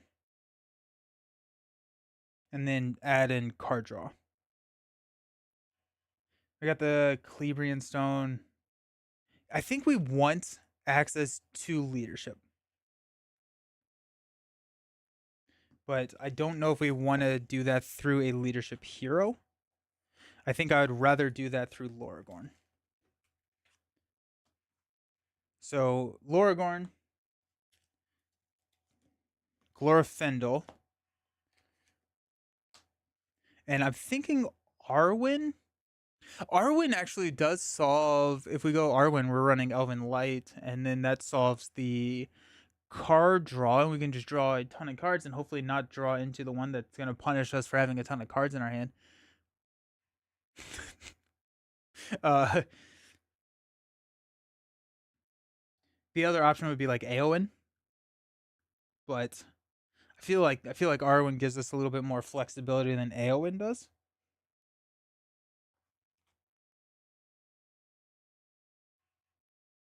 Loragorn has some of the best art in the game. I love Loragorn. He looks so like yeah, it's just so good. I haven't played with him in a long time, so I'm actually really excited for this. Let's go Arwen. Um,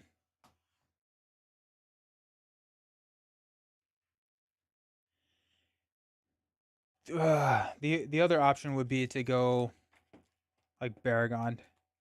But let's try this. Let's try this and see where that gets us. Very sad it wasn't. Yeah, right. I do wish that Loragorn was reprinted. I think that would be really nice. Alrighty, let's go with.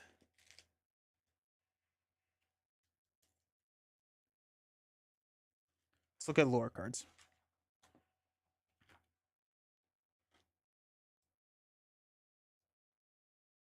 I think we want Warden of Healing.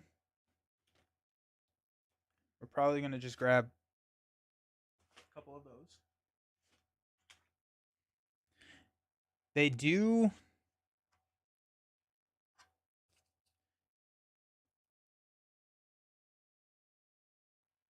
think we're gonna grab two of them, and we're gonna be pretty cognizant on if we want to put them into play.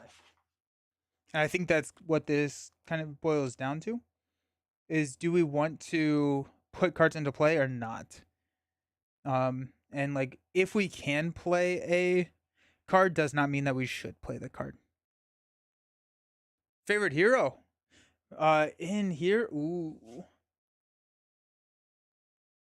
I really like Arwen. I think Arwen's really cool. Been having a lot of fun with Theod, not Theoden, Rohan hero, Aylmer. Um, Aylmer's pretty cool. I like Dane actually, probably Dane. I just like what he opens up.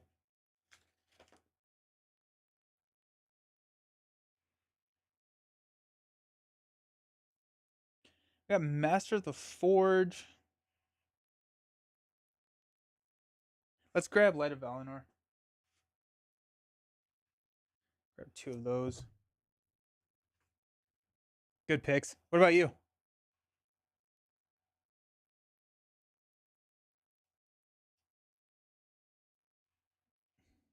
Looking for Elven Light. The elves. It's a losing strategy right there. Looking for Elven Light in the L.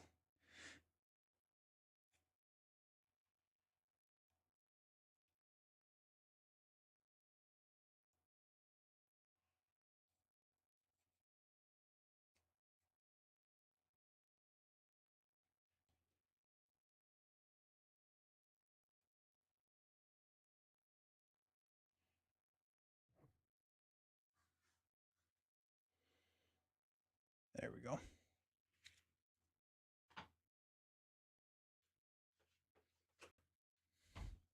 Curtin. Oh, Curtin's good. Curtin's really fun. Yes, good call. Good call there. That's fun. That's a good one. That's a good one. I like that. Um, let's grab Asphalith.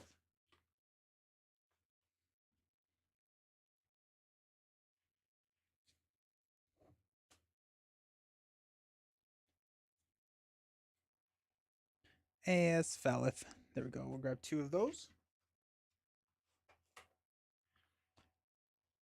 I don't know Thenengel. I don't think I have them yet. That's fun.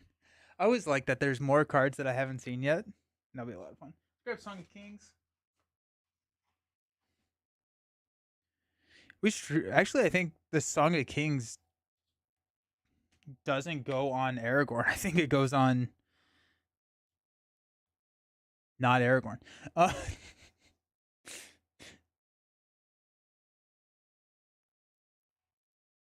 Song of Hope is kind of interesting. Spend a resource. We don't have leadership, so I want to try and I'm gonna grab one more Song of Kings. I think Rivendell Minstrel to get him.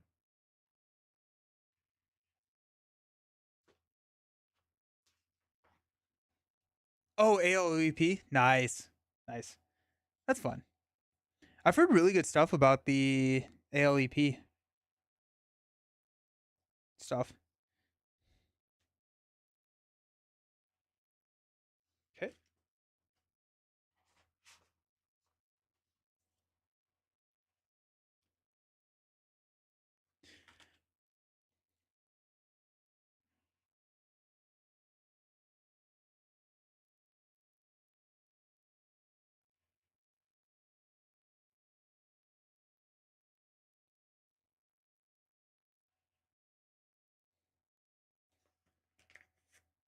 Furiel.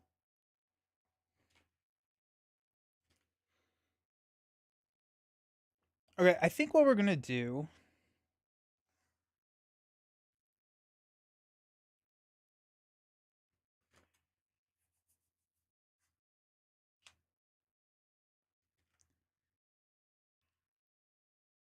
The best part is the quest. Some of your all-time favorite quests are in LEP. That's good. I'm so that's nice. That's nice. I do want to get into it at some point. Just a lot. I haven't even gone through all of this stuff.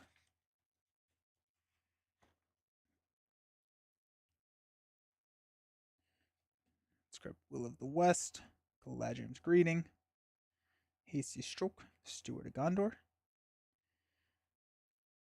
Sneak Attack, Test of Will. I don't know if we need Unexpected Courage.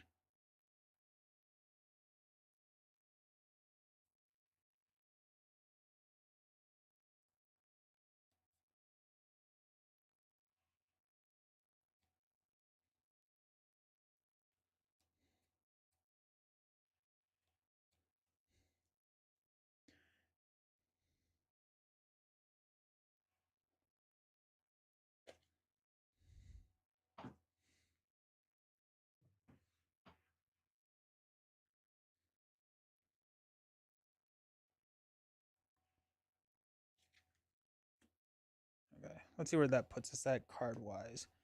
I haven't even really looked at blue cards yet, which is a little scary. 2, 4, 6, 8, 10. 2, 4, 6, 8, 10. 2, 4, 6, 8, 10. 3. Okay, so we have 17 cards left. Let's grab Northern Trackers. I know that there is some tech against cards or placing progress on location in the staging area, but we'll deal with that when it comes to it. Let's grab Sword That Was Broken.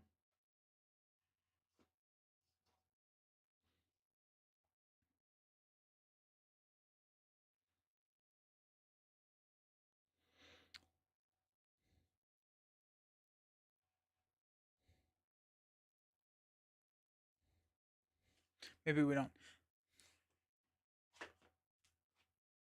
Oh yeah, I need to rearrange my S cards. There's so many S cards.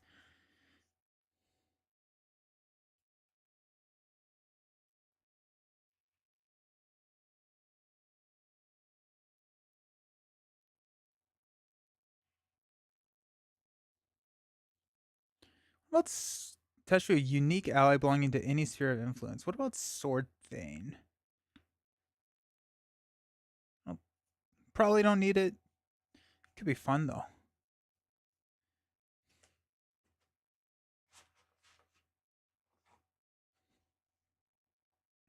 Sword That Was Broken. Lyrian Stone.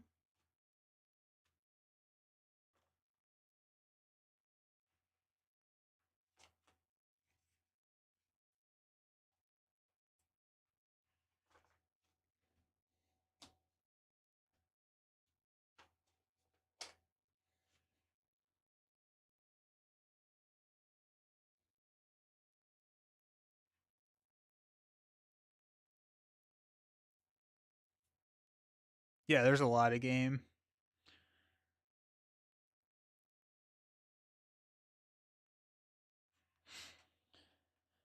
2, 4, 6, 8, 10.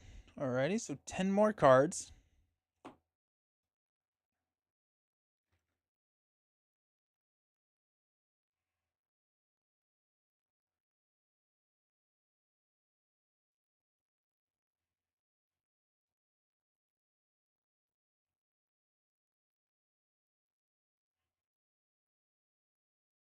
I'm not 100% sure what my defensive strategy is, though. Like, if we do, we will have to take attacks. So we need some allies at least. Go here. Actually, I'm going to grab 2 June So that's going to be a good way to defend.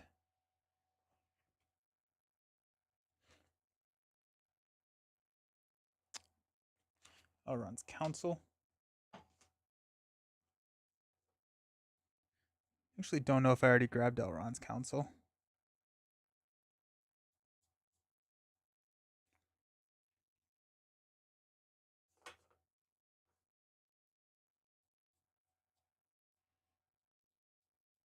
Sweet, I did.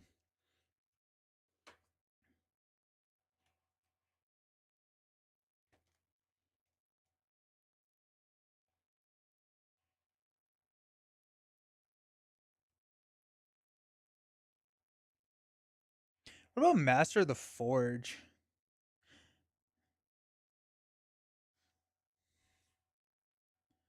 Master of the Forge could work because we got a lot of attachments.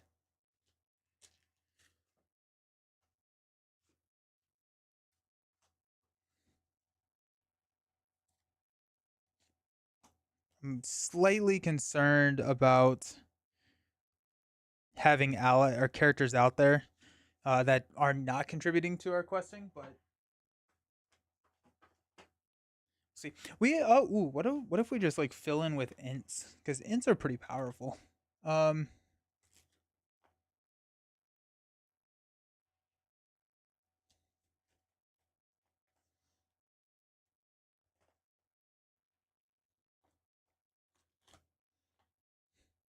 the problem is that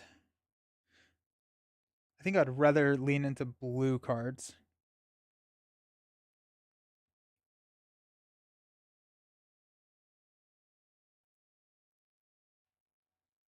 Go Sultan.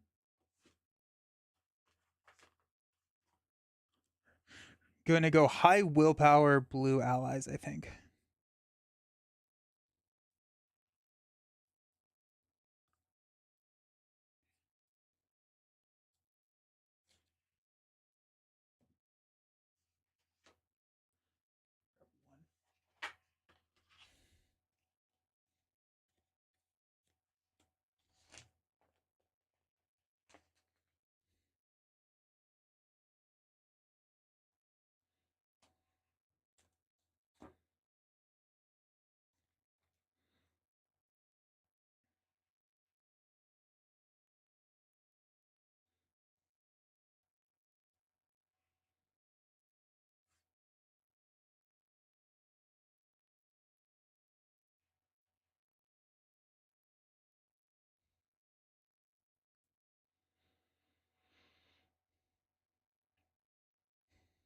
Go Lindir. We can go Arwen. Let's go Arwen. Give additional defense. So 3, 4, 5, 6, 7, 8. So we got 2 more cards. We did grab Elven Light, right? Apparently not. I definitely grabbed the other. Definitely grabbed Elven Light. I grabbed 2 Elven Lights at least. Maybe I didn't. There they are. 2, 4, 6, 8, 9. I think we'll look for just like a pretty big ally. Faramir could be that. Um,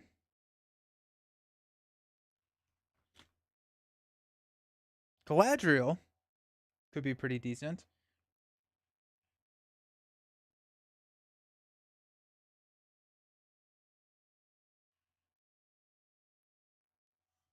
Or we could look for our answer in blue cards. We have a pretty significant amount of threat reduction. We also have Lorgar. We're fine with threat. Minimum 2 questing power is kind of what I'm looking for. We got Bofer, Handmaiden.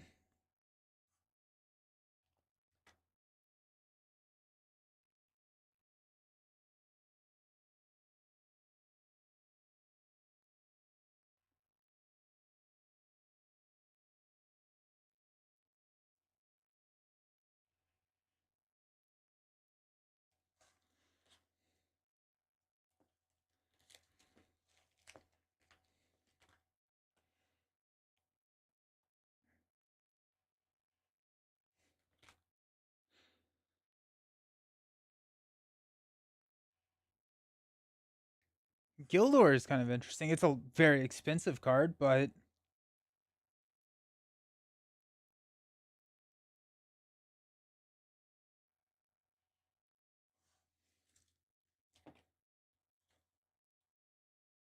what's our magic ring in lore for Aragorn?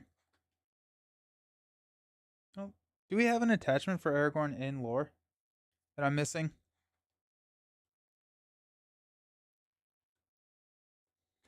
Actually, I'm going to cut out the Ancient Mathams.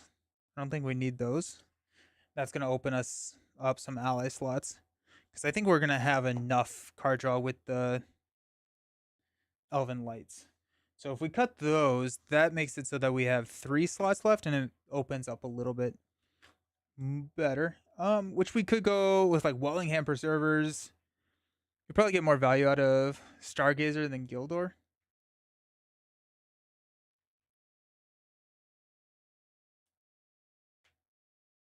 I can see that. I can go with that.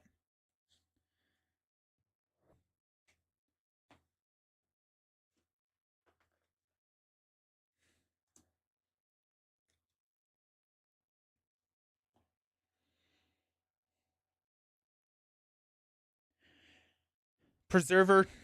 I mean, Preserver is solid, and Preserver's a lot of questing. Probably, that's kind of where I'm leaning right now, is Preserver.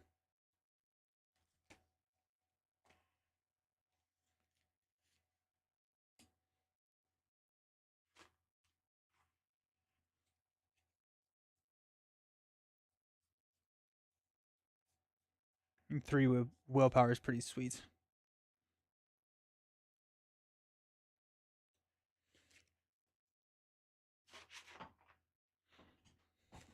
Alrighty. That's 50. I'm feeling better about that now that I've kind of seen some of the cards that the quest is going to attack us with, so that's fun. And this is a lineup I have not seen. I don't know if I've actually played this specific lineup ever before. I am pumped for this lineup though. We got 12, 9, and 5, putting us at a 26 starting threat. And we are off to the races. Let's go over there. We're going to need this.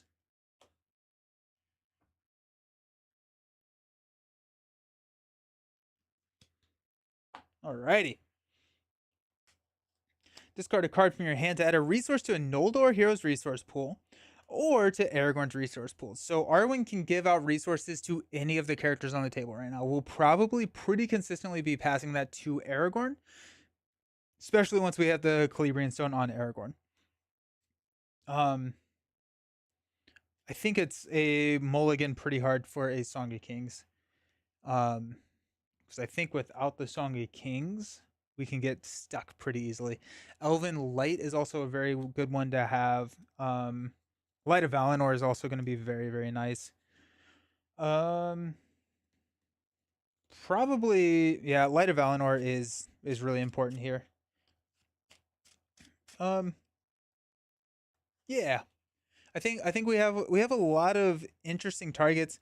I think the main one is going to be a Song of Kings Rivendell Minstrel. I would probably mulligan a Rivendell Minstrel if we draw it in our opening hand and we don't see a Song of Kings.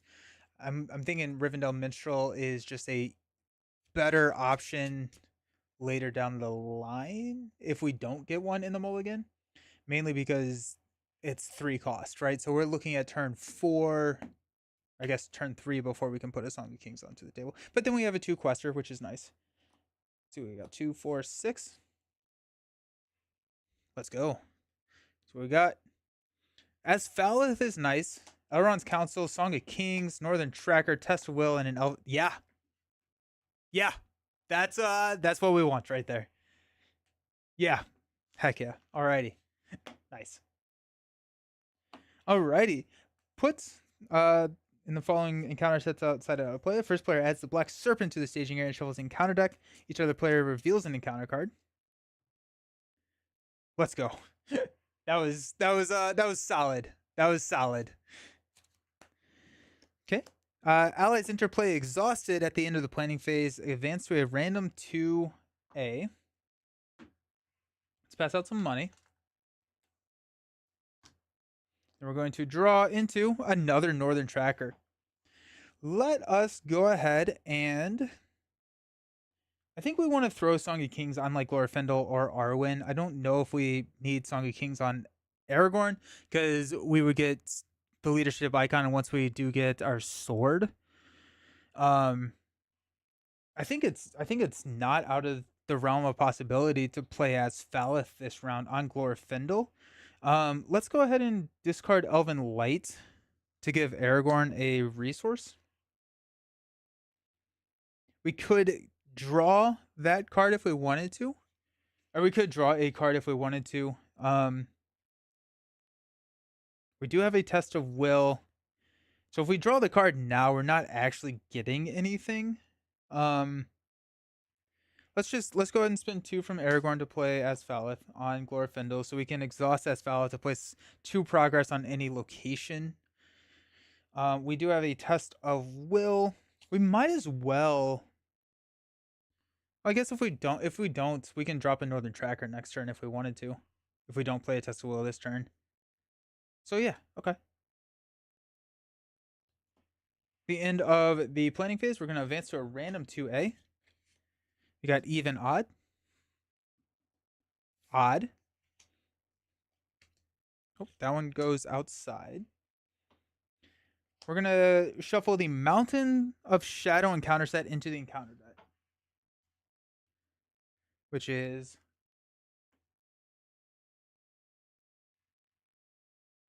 this guy.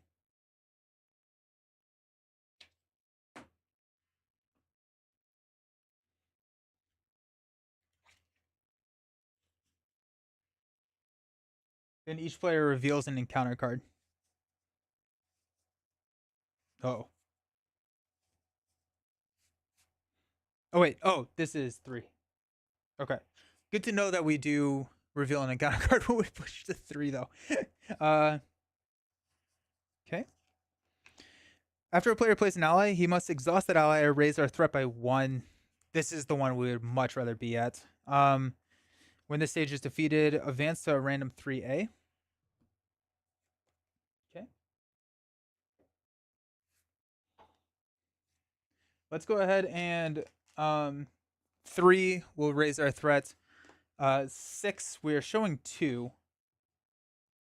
We do have an Elrond's Council. I'm thinking about hanging on to Aragorn and not letting Aragorn quest, mainly because I want a defensive option if we get it. We could just soak the damage, though. I don't. If we quest with Aragorn, we're pretty confident that we're not going to not place progress. So let's quest with Aragorn. We'll roll the dice a little bit, and we'll go 8. Flip into a 2 after it engages you. Either place a random enemy from the set aside Herat soldier, or it gets +3 this round. Okay. So we quested for 8. We're showing 4. We're going to place 4, and we're going to actually remove 2. We're not going to engage here. And we will stand up. Increase our threat to 28. Pass out some money. Draw into Gandalf. Straight up a Gandalf to snipe this thing is not a bad idea. I think we can hang off a little bit for that. We could play a Northern Tracker now if we wanted to. I don't see any reason to do that, actually. Let's go ahead and spend 1 to play Elven Light to draw a card, which is Jubiar. Excellent. Let's discard Elven Light to give that money right back to Arwen. And this is going to be our defensive just machine. And so we'll probably play Elrond's Council so we don't have to engage that round, and we can play Jubiar next round. And then we have our defensive options. I'm really glad I did not play Northern Tracker. We do have a Test of Will. We have Elrond's Council. We do have a Gandalf. I think we are just going to hang out now and quest. So we will go Glorfindel, increase our threat. That's 3, 6, 8. We are showing 4.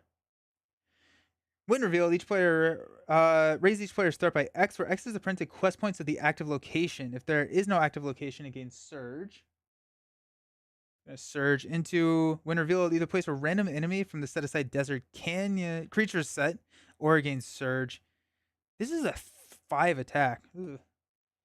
Desert. I guess we'll place the enemy from the Desert Canyons. Desert creatures.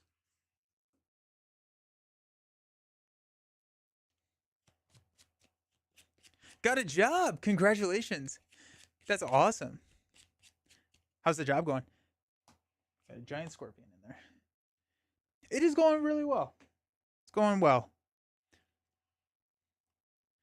Okay, so we quested for 8. We're showing 6. We're going to place 2. We will remove 2, but we will also play in Elrond's Council. So we'll actually place 1 more. And reduce our threat by 1, 2, 3. So we're not actually engaging here. Okay. Into the round, we will stand up. Increase our threat. Draw into Furial. Nice. And we'll pass out money. It's good. I'm glad to hear that. That's awesome. Let's go 5 here to play Juviar. So after we exhaust to defend against an attack, discard a face down shadow card. So now we can grab here and be good.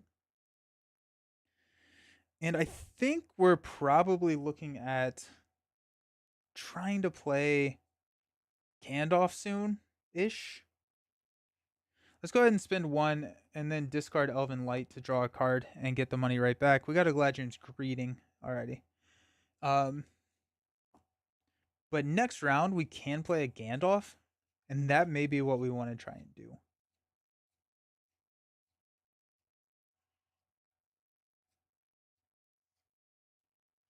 We are looking at a 6 in the staging area. I'm wondering if I don't quest with everything I have.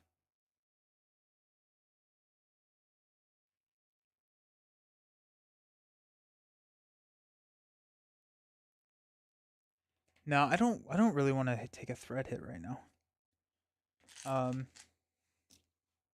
Arwen, Glorfindel, increase our threat to 30. That's 6. Let's go 8. We're showing 6. We're gonna flip into Doomed One. Choose 1 random card from the set aside encounter set with the most cards remaining. Reveal that card as if it was the top card in the encounter deck. We're gonna cancel this. We're gonna test a will this. And we don't have to worry about it. We quested for 8. We're gonna place 2. We're gonna remove 2. Then we're going to engage here. Oh, it's gonna get +3 attack. Now we're just gonna put the Herat Soldier into play. Or into the discard pile.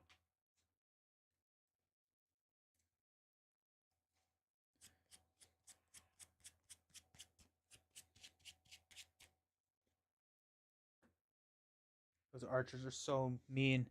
We're going to defend here, discard this, and we have him. Okay. I'm going to stand up. Where are my locations? Asfalith is hanging out, not doing too much. Increase to 30. We got Steward of Gondor. Okay. Got 1, 1, 1.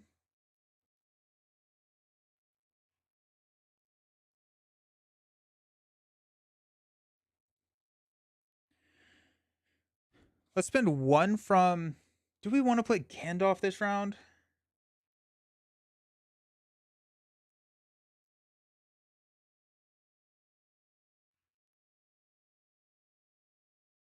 What does Gandalf get us?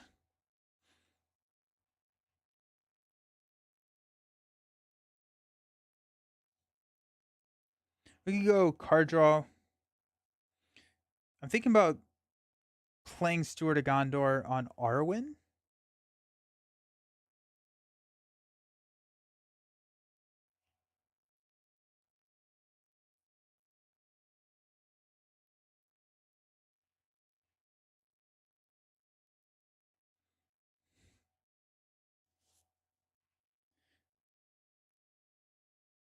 We need to raise our threat from that.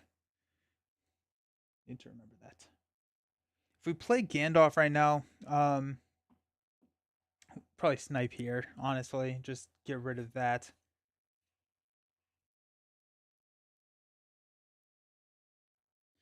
Let's hang off on Gandalf. Let's see if we can just prolong the game a little bit and not need to deal with Gandalf.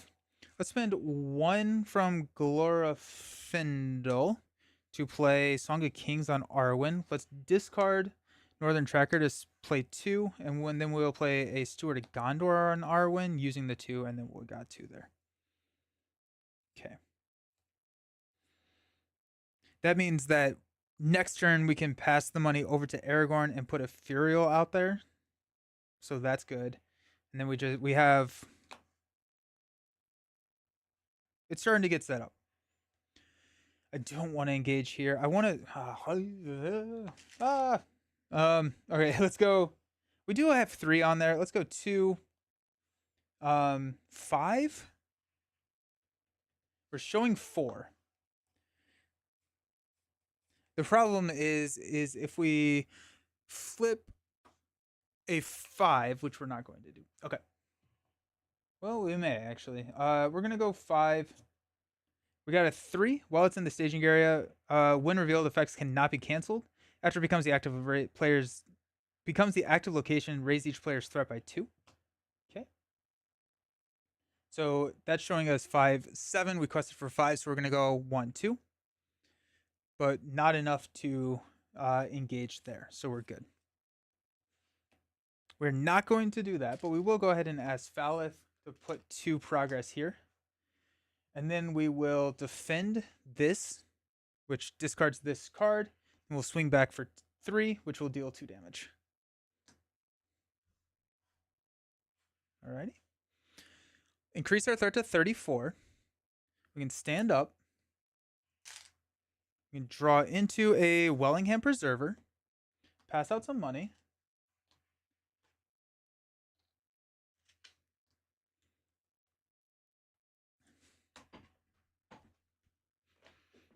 And this is where the decisions get fun. Okay. So we have actually a pretty decent number of play lines. We can play the Northern Tracker. If we play the Northern Tracker, we can clear that, and we can save as Falith for another location that comes out. This is down to 1. We can play Gandalf. We can snipe here. I think I would prefer to wait, and if we don't play, if we can not play Gandalf, let's not play Gandalf, because we do have sneak attacks, so we do have a couple of options to get more efficiency out of Gandalf. We could play Furiel. I think the line here is a playing Northern Tracker and Furiel. So let's spend 1 to play Elven Light from our discard pile, and then draw into the sword that was broken. It's good to have. We'll discard Elven Light to give a resource over here to Aragorn. We're going to spend 5 to play Furiel, and we'll raise our threat by 1. Oh, but then we're going to engage that thing. We could play Galadrim's Greeting instead.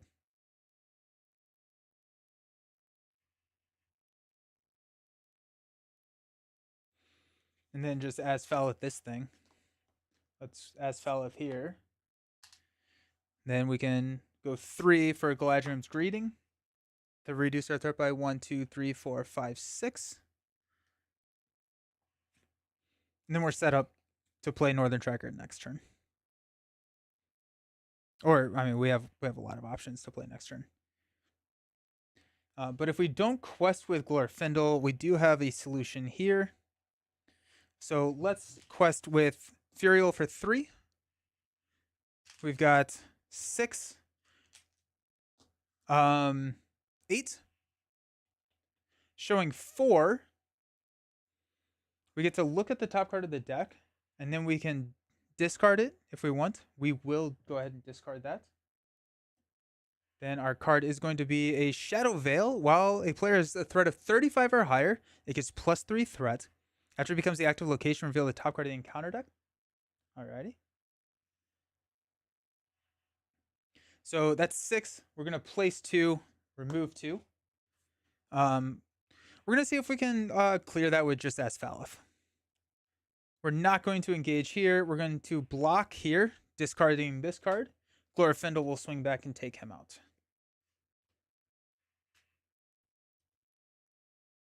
Alrighty. Stand up. Increase our threat to 30. We're going to draw into... There's a Gandalf. Alrighty.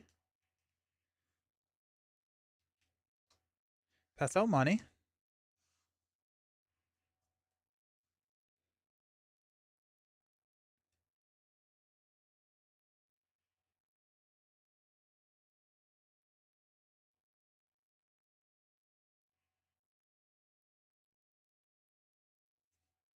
Asphalith will place 2. I think we want to play the Northern Tracker this round, because if we play the Northern Tracker this round, we can get rid of this by next round. Or we could actually play Northern Tracker next round and do the same thing. And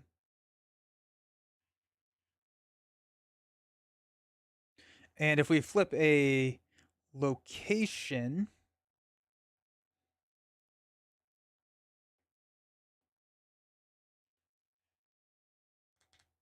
I could take the Desert Warg now. Or we can snipe it with Gandalf. Trying to figure out. I may go card draw with Gandalf, because if we get card draw, there's a chance that we get the sneak attack because we have the second copy of Gandalf in our hand. There's a chance that we get Light of Valinor. And then we can just have Gandalf can attack for 4, which is not enough to take out the Desert Warg, but it's close. We're showing 6. We need to quest fairly hard. I think we're going to spend 1 to play Elven Light and evaluate our options when we have an Elrond's Council. Nice. Okay. Let's discard Elven Light.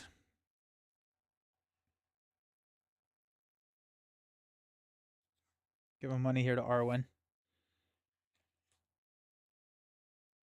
I think we play Northern Tracker next round. I think we play Gandalf. 2, 4, 5. Let's play Gandalf. We're going to draw 3 cards. Warden of Healing, Steward of Gondor, and Sneak Attack. There's the Sneak Attack. I feel happy with that. It's so cool to me that still to this day, a single set has the most staple cards is the core box. So, oh yeah, it's so good. There's so many great cards in that box. Yeah. Gandalf is good.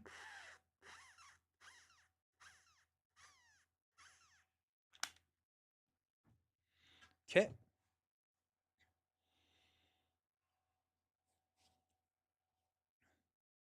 Sweet.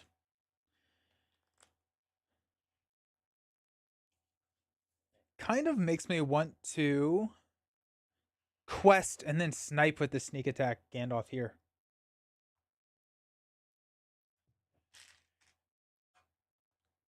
Seven, 10, 12. If we go 12, the other option would be to block here. We would take 2 damage. We can swing back with 3, which would only deal 1 damage to it. So I don't actually, that's not the right call. We do have a Warden of Healing, so we can start healing Juviar. But let's go 12. Flip into a after it becomes the active location, choose 1 random card from the set aside encounter set with the most cards remaining. Place it into the encounter discard pile, then shuffle the encounter card discard pile into the encounter deck. Alrighty. So that's 2, 4, 6, 8. Requested for 12. We're going to place 4, which means we're going to place 2. We're not going to travel, but we will play the Warden of Heal or the Northern Tracker next round so that we can start clearing those locations.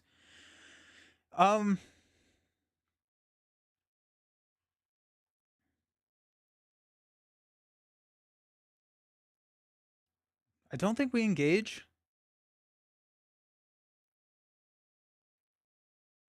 Yeah, I don't think we engage. I think we're going to end the round, raise our threat, stand everybody up, draw into the Stargazer, pass out some money. Let's go ahead and spend 4 to play Northern Tracker. As Falith, we'll go ahead and place 2 here.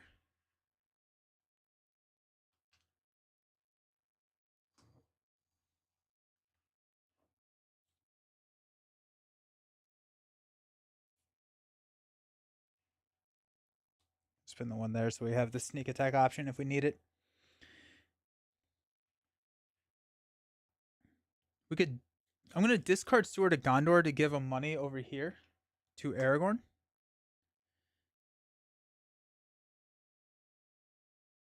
Then we're going to spend 3 to play the Wellingham Preserver. We'll increase our threat to 32 when we do that. But then next turn, we're going to have the Wellingham Preserver, and we got a lot of quest power at that point.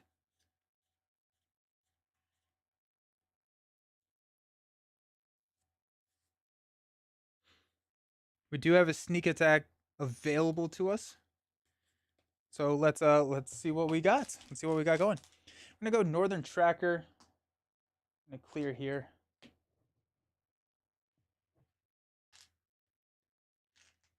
That's 1, 4, 7.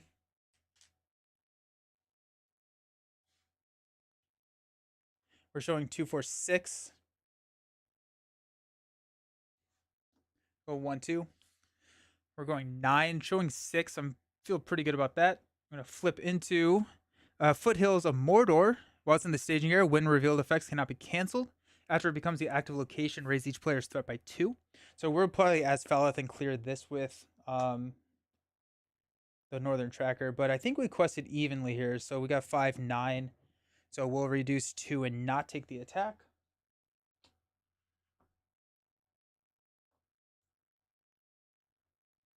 We're not going to engage anything there.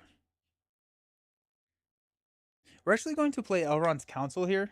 We're going to reduce our threat by 1, 2, 3 and increase and place 1 more. But that gives us the safety net that if we do fail this next quest, we can remove 2 progress now. And so we're good. I don't think we will fail the next quest, but it is just something to think about. All right. Let's increase our threat to 30. Stand up. Draw into a Test of Will. Nice. Get money. As Falith, we'll place 2 progress here.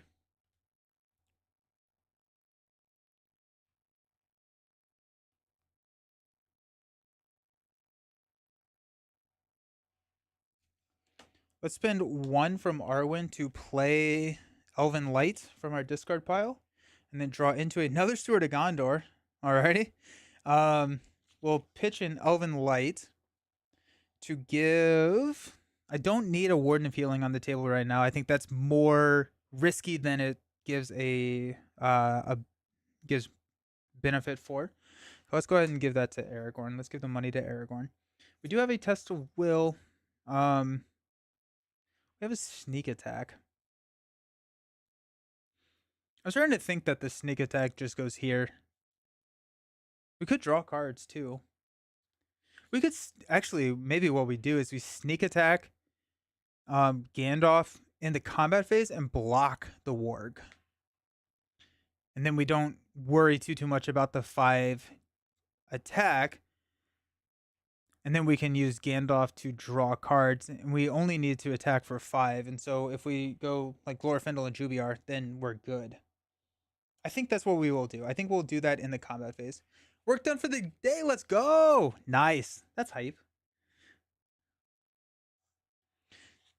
We don't have, let's give the money. Let's give that extra resource that we discarded for Arwen's ability to Arwen. And let's go ahead and spend 3 from Arwen's pool to play Sword That Was Broken on Aragorn. This is going to give all characters that we control +1 willpower. And the leadership. So actually we can give it to either person. Because sneak attack can be paid for out of both of these pools now. Alrighty. That's a lot of quest power. That's a lot of quest power. So that's exciting. Let's go ahead and go Northern Tracker. That's going to clear here. That's 2. Sword that was broken is so bananas good. 1, 2. This is 4. 1, 2, 3, 4. This is 1, 2, 3, 4. That puts us right there at 10. We are showing 6. Let's go 1, 2, 3, 4. That's Furial. That puts us at 14, showing 6. I feel pretty good about that. We do get to look at the top card of this deck, which is the Desolate Land. We are discarding that. Actually, you know what? Are we? Let's think about this. So Desolate Land is going to add 2, 4, 6, 7. So that would put us at 2, 4, 6. 7 is 13. We're questing for 14. We're still placing, and then we can clear it pretty easily.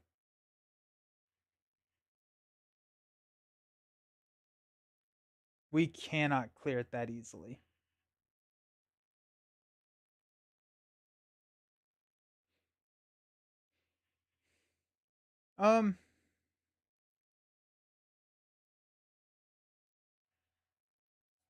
We'll discard it. Shadowy Veil. While any player has the threat at 35 or higher, gets +3. After it becomes the active location, reveal the top card. Alrighty. So that's 2, 4, 6, 8. We quested for 14, so we're going to place 6. We're going to remove 2, so we're going to go down to 6. So we do not take the attack. We will go ahead and engage our Warg friend here. At this point, we will go ahead and use Aragorn. No, we're going to use Arwen's to sneak attack Gandalf into play.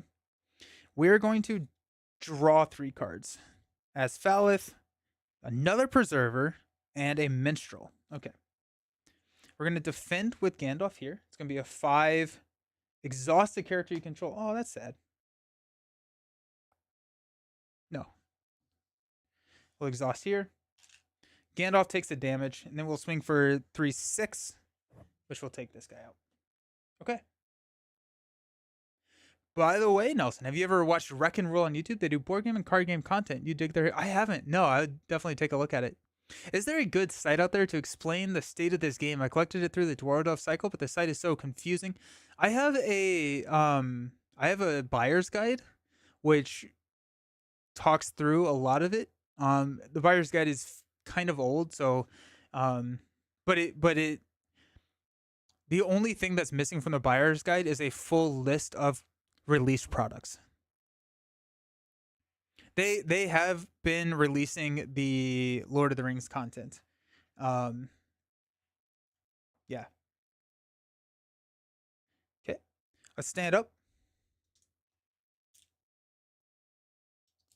Buyer's guide helped me in my group. Oh, good. Yeah.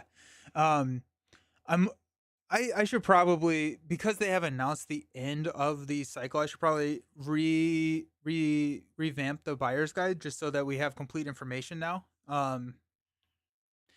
But that goes through and talks about kind of where you should start, what you should buy, and what you should be looking for. Let's go ahead and increase our threat. Let's draw into Sultan. Let's pass out some money.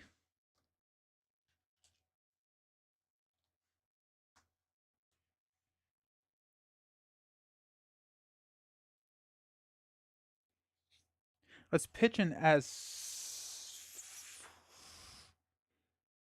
let's pitch a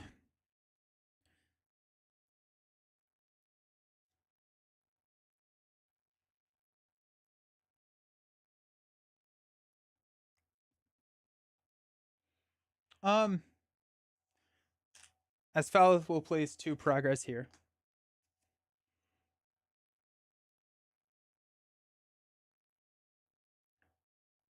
Let's pitch a Rivendell Minstrel to give a money here. We'll look at it. Well, I need to repurchase core or the original core. The original core will still work. The original original core, to get a full playset of the cards, you need 3 copies of it, which is kind of annoying. But you have all the cards you need to play more. The original core I don't think is too hard to find either. So if you have at least 1 copy of the original core, it's probably less expensive to just buy another copy if you do want more. Oh, sweet. And there's a article. Thank you, Sensei.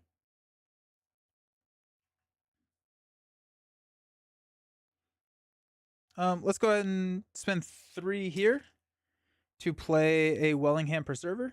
It's going to increase our threat. And then we got 1 there. We do still have the safety net of whenever we need to, we can reset our threat down to 26 using Loragorn's ability. We can do that once per game.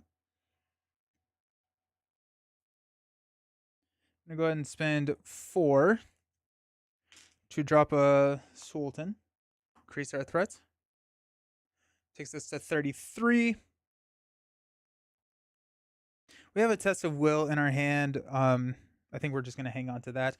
But I mean, at this point, we've got a pretty sweet board state. We can quest for close to infinity. Not really. I do want a Light of Valinor. I'm going to go ahead and spend 1 here to pull Elven Light back to my hand and draw a Northern Tracker. Go ahead and pitch Elven Light to give Arwen a money. And then that Northern Tracker will get dropped next turn. Sweet. Still looking for another sneak attack. That would also be pretty nice. We are showing 6. We're actually not. We're going to go ahead and Northern Tracker this thing. We're going to show 4. I don't want to push. We're requesting for 2. So we're requesting for 2.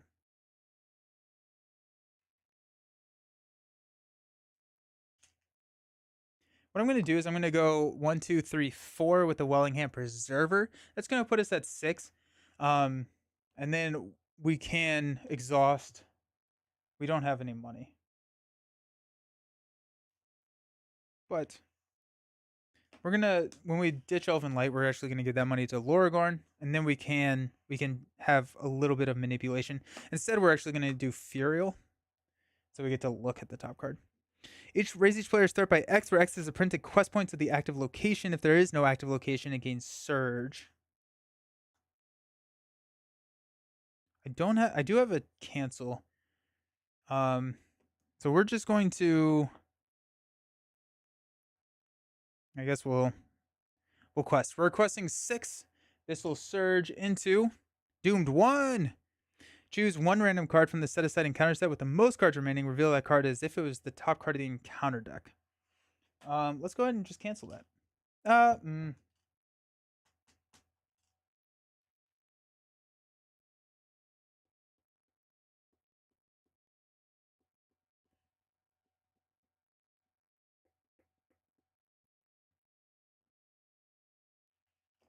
Okay, let's see what it is.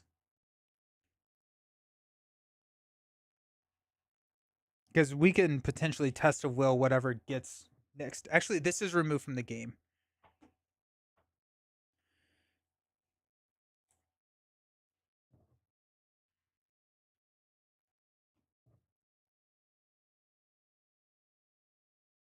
Yeah, so there should only be 3. It's not this one.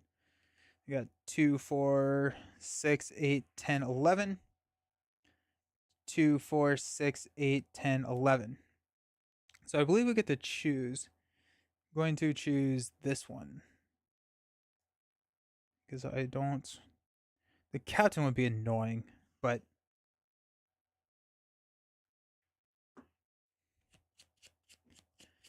Alrighty.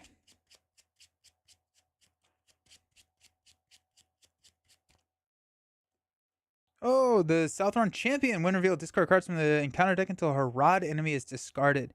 Add that enemy to the staging area and place a resource token on it. That enemy is the champion. While this stage is in play, the champion gets +2, +2, +2, and gains immune to player card effects. The main quest stage cannot advance while the champion is in play. Cannot take damage while there's at least 4 progress tokens here. Unless there are 4 progress tokens here. Oh gosh, that's going to be tough.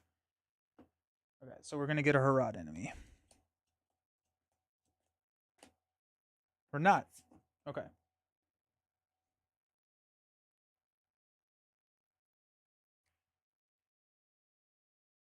Okay, so I just think that we don't get a champion. Like, we discarded, unless it's different than, and we would play it in Marvel Champions. But there is not a Harad enemy. There is a Harad enemy in the deck, or in the discard pile, but not in the deck. So I think we just it just whiffs, and we have this out here now. Unless we would shuffle and just discard until we get it. But I don't think that is the case. Let me know if that is not the case. So we're showing 4. We quested for 6, so we're going to place 2. We'll remove 2. And then we will move on to combat, which is nothing. So we'll stand up. And we will shuffle that at the start of the encounter phase. All right, go to 35. We're going to draw into another Wellingham Preserver. Let's pass out some money.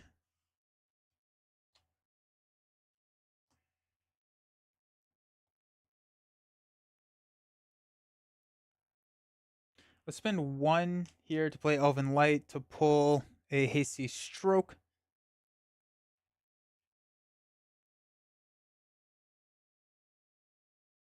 Let's pitch a Elven Light to give Arwen 1 resource. We'll spend 4 to play a Northern Tracker. That's going to increase our threat to 36. I think at this point, I'm just putting out a ton of allies, and we'll use Loragorn's Reset here pretty soon. So that's kind of my thought right now. All right, we'll move into the quest phase.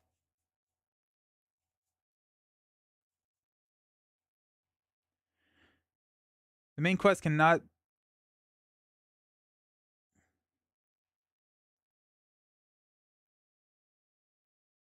Yeah. I think that's how it works. And now we'll just leave that out there forever.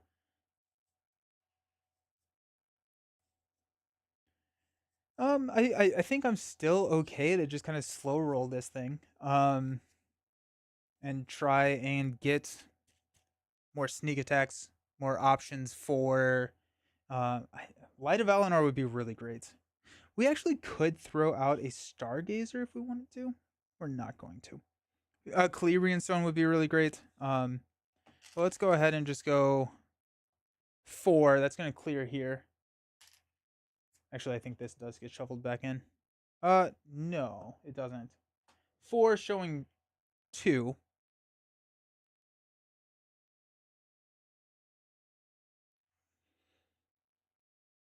I don't want to fail the quest.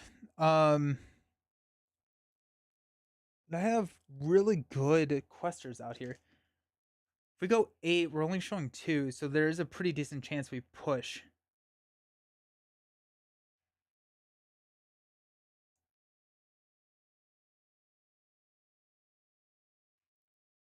We're just going to quest for 4.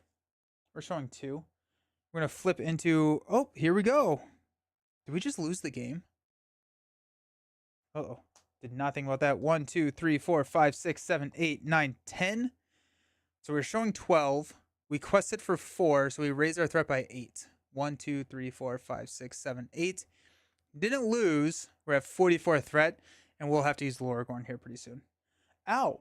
Alrighty, let's use that Sphalith to go to there. Ow. Okay. Well, we will increase our threat. It is a refresh action to do that, so we do need to be kind of careful here. We could do it now, or we could Icarus ourselves a little bit closer to the sun, and that sounds kind of fun, honestly.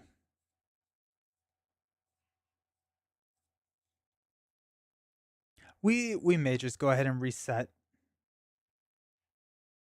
So if we flip another one of those, we are toasted.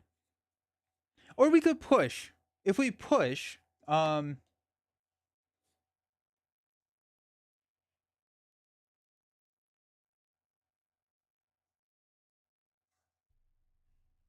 think I think we're just gonna push. I think we're gonna quest pretty hard and just clear out, and then we'll see what comes in. We'll get a couple of encounter cards, but we have Test of Wills. We have a lot of options. So let's go ahead and pass out money. We will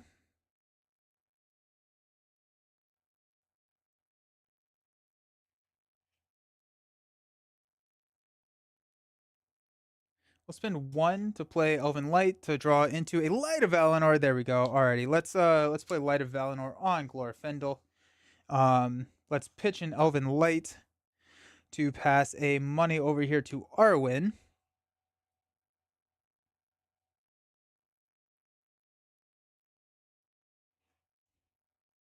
Let's go ahead and spend 2 to play a Stargazer.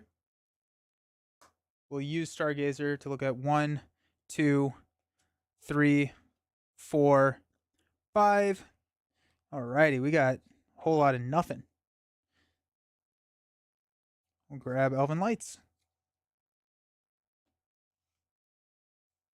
Okay, but that does justify not hanging around forever and trying to figure out what to just go ahead and pushing, and then we can reset next round. We're going to go up to 46, 47.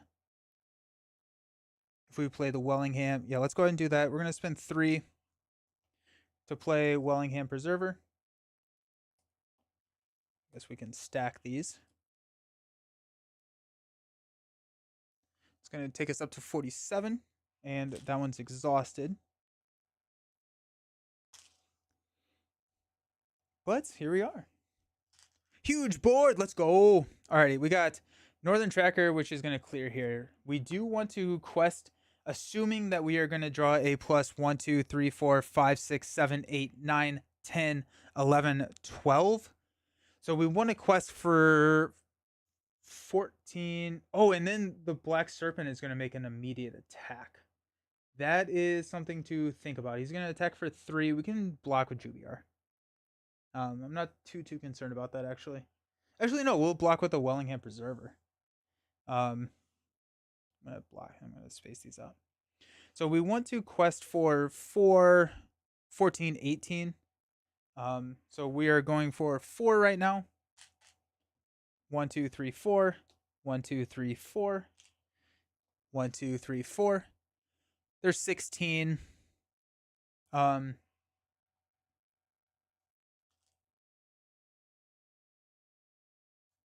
1, 2, 3, 4. Okay, we get to look at the top card. Doomed 1. Choose 1 random card from the set aside and counter set with the most cards remaining. Reveal that card as if it was the top card. It's going to take us up to 48. Are there any? It would be from this set.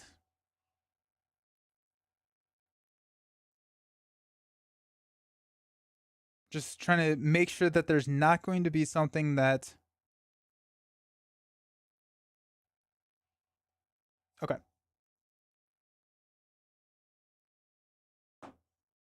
We're okay with that. Okay, so Doomed 1. We're going to go up to 48, and then we're going to reveal a random card from this set. We do have a Test of Will. It's the Orc of Mordor. Each ally with less willpower than its threat cannot defend. We are fine because we do have 2 here. Okay. So that's showing 4. We blow through this quest, and we will advance to a random 3A. 1, 2, 3, 4, 5, 6. Set each other's stage 3 aside out of play, shuffling counter deck, discard pile, and the desert creatures in counter set.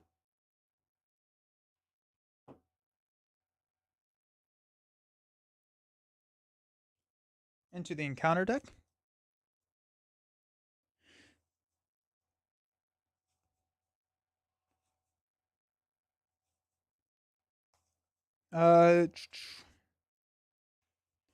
Search the encounter deck and discard pile for an enemy that belongs to an encounter set denotated by the first icon on each set aside stage 3. And oh, we're adding 2 enemies?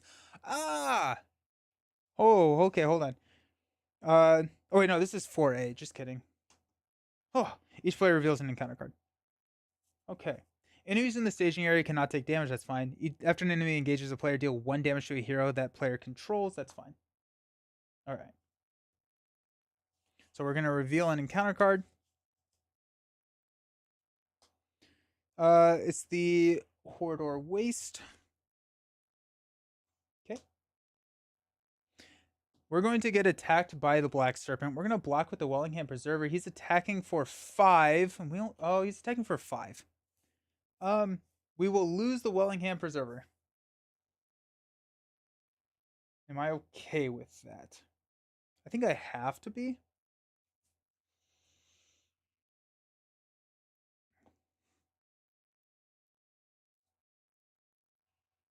We could block with Juviar, knowing that we're about to get another one. Let's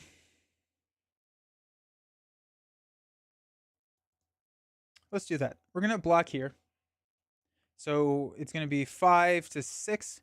This attack deals damage. The defending character cannot ready until the end of the round. Okay. So we will take 2 damage here. Alrighty. We will Asphalith 2 progress here. We engage here. We have to deal a damage. We'll do that to Glorfindel. We will block with the Wellingham Preserver. It's going to be 4 to 2 plus 0. We take 2 damage here. And then we'll swing back with 6 to take him out. Okay. This is down to 0. Alrighty. Chet and Nelson, your group is taking Galaxy's Most Wanted campaign. Is there any new cards from the X-Men waves to help the Guardians? Probably. I'm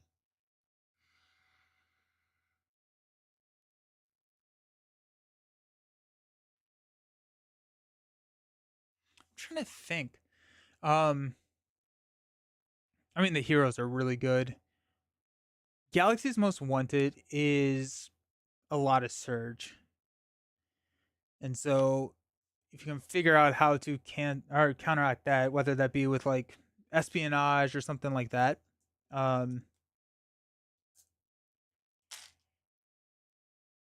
stand everybody up. We're going to increase our threat to 49, take our refresh action to go back down to 26.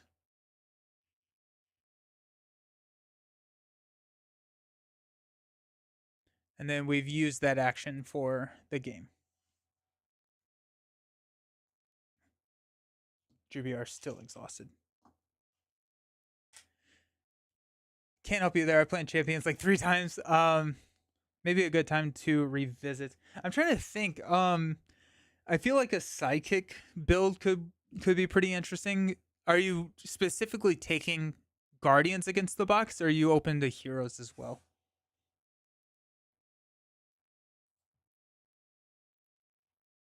Alrighty. Cool. We will pass out money.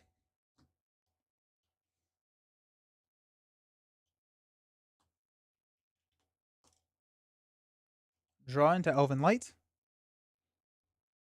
We will pitch Elven Light, and we will buy Elven Light. No, actually, before we'll pitch Elven Light to give a money here. We're gonna heal that damage when. Actually, 2 of these ready, so we'll heal there.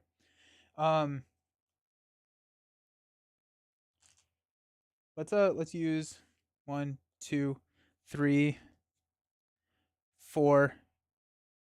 Arwen. Alrighty, we're gonna put Arwen on top, and then draw into Juviar.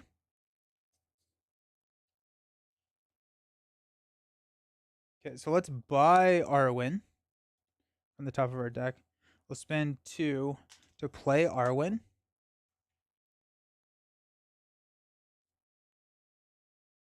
Just Guardians of the Galaxy heroes. Allies can be anyone. Taking in some old videos.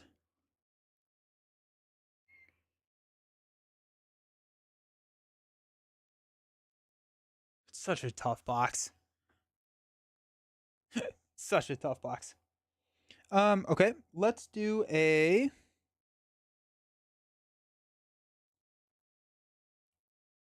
Actually, we're gonna give that money to Aragorn. We're gonna use Aragorn to play Warden of Healing, and we're gonna heal 2 damage here with Warden of Healing. We have a Test of Will, we have a Hasty Stroke, we have a Gandalf, we have pretty much everything that we need. I mean, if we can find a sneak attack, we're gonna feel a lot better. Just it's what we kind of want. So we're gonna hang on to Asphalith. We have a lot of headroom, so I'm thinking that we're gonna just push pretty hard here, so that we can add a lot of progress, so that we don't have to push as hard later down the line. Oh my gosh, you're so right. Good call. Alrighty. Well, that's a miss in deck building. Alrighty. LOL. That's funny. Alrighty. First change I would make to the deck is switching this card out.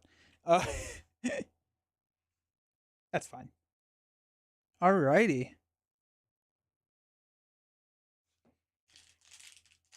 Thank you for that catch.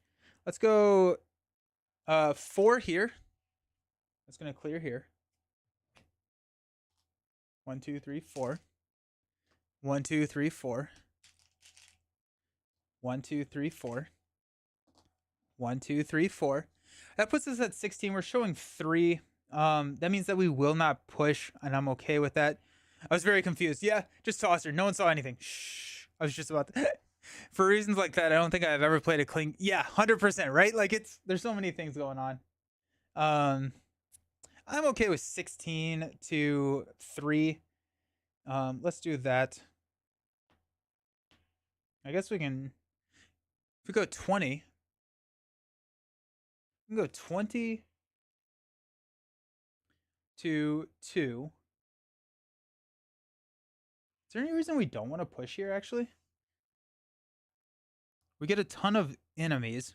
I don't think we want to quite push. Well, I mean, we can. I think we absolutely can push here. I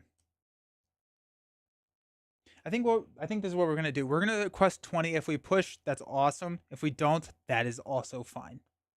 We will take an attack from the Black Serpent if we do not push right now. Which I think we will. We're going to undo 4. 1, 2, 3, 4. We're gonna quest for 16. Then we're gonna have Jubiar back, and we're gonna have just a couple of different options for handling multiple attacks next round. So let's do that. Take backsies. I can't count the number of times I've been 75% done with the quest and realized I should have lost in round 2. Yeah, the first scenario in Agmar Awakens that I replayed two-handed. I filmed the entire thing. It was 2 hours long. I did the entire video, and then I forgot that enemies don't make engagement checks or whatever the main thing of the quest. I just completely forgot to do. I was like, cool. Nice. Okay. So requesting 16, showing 3. We're going to flip into a Shadowy Veil while any player has a threat of 35 or higher. So we're showing 5. We quested. We're going to place 11. We're going to take 2 off to take it down to 9. We will Asphalith to place 2 here. And we will stand up. Now we have Jubiar back, which is nice.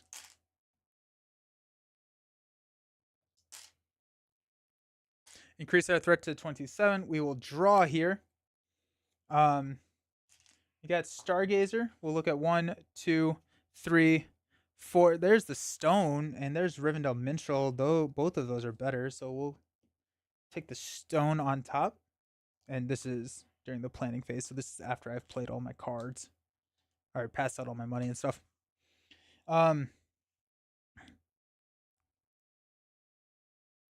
We'll play Elven Light to draw a stone. We'll spend 2 to drop the stone onto Aragorn. We'll pitch a Elven Light. Now we'll pass the money over to Aragorn because we have 3 icons over here. We'll Asphalith. I don't know if we need to Asphalith, actually. Let's go ahead and heal Jubiar. Back to champions, though. I like it. The only problem I have with it is that you don't really get to play while others are taking their turn, which is a significant portion of the game. I've only ever played 2 players, but I can't imagine trying to play with 4. I don't really play with 4. Oh, there you go. Rhino schemes trauma. Yeah, I don't really play with 4. Yeah, I don't.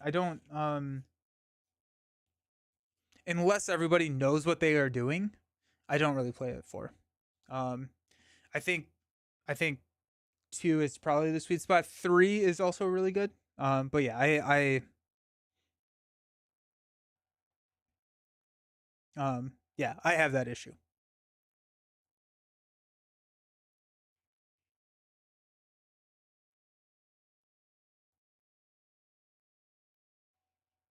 Okay, so when we progress, we are going to get first player takes control, search the encounter deck and discard pile for an enemy that belongs to the encounter set, denotated by the first icon on each stage 3. Oh, okay. And add them to. So there's actually, I think we did shuffle both of those in there, but so we're gonna get the archer. We got options. We got options though. Okay. To be fair, I don't play with Lord of the Rings. Yeah, yeah. I probably wouldn't either. I've done 3. 3 was good. But I mean, it was 3 people who knew what they were doing very, very well. So, alrighty, let's go 1, 2. Got 2 there. All right, that's 4.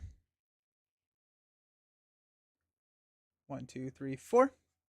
1, 2, 3, 4. 1, 2, 3, 4. 1, 2, 3, 4. We are showing 5. If we quest for 16, I do want to push here. Let's go 1, 2, 3, 4. We got 20. We're showing 5. That feels pretty good. So let's go ahead and just do that. We're gonna flip, or we're gonna look at, and we're gonna see the Urk Prowler. Place a random enemy from the set aside Mordor Orc set into the encounter discard pile, or it makes an immediate attack. We're gonna pitch this, and we're gonna get a giant scorpion instead. When it damages a character, that character cannot ready until the end of the round. Okay, so now we're showing 8. We quested for 20. We're placing 12 progress, and so we will push. And this is actually, I think, the only one from the Scorpion encounter set. So we need a Scorpion and a Orc of Mordor, I believe.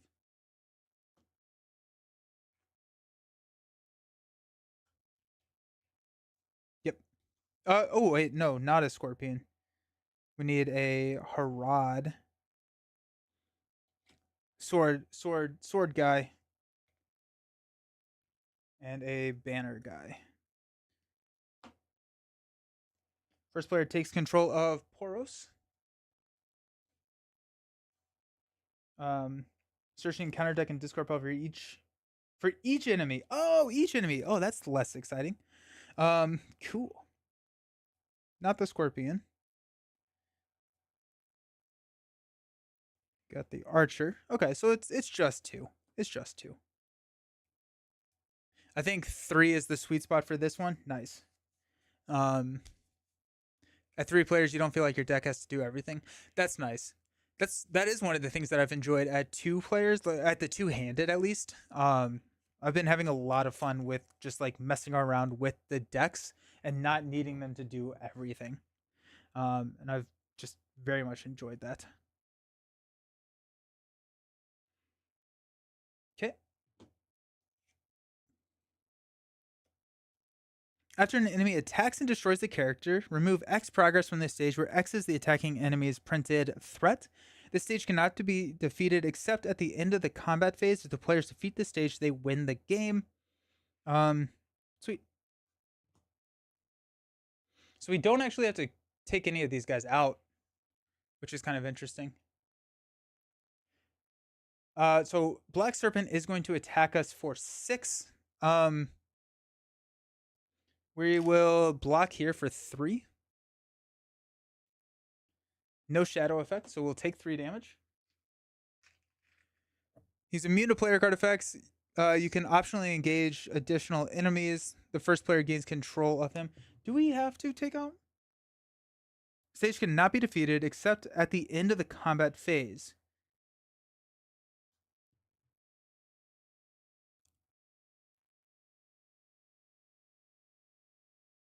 Oh, I was needing to remove 3 progress from the last time. I think we were fine. Yeah, we blitzed through a lot of that. I don't think we actually have to take out these enemies.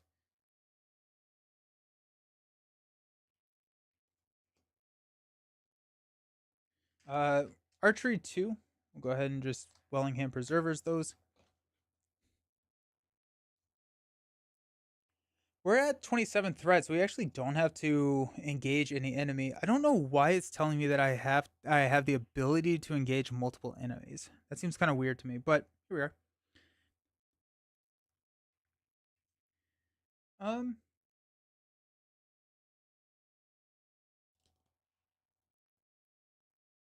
So we'll Gandalf this guy.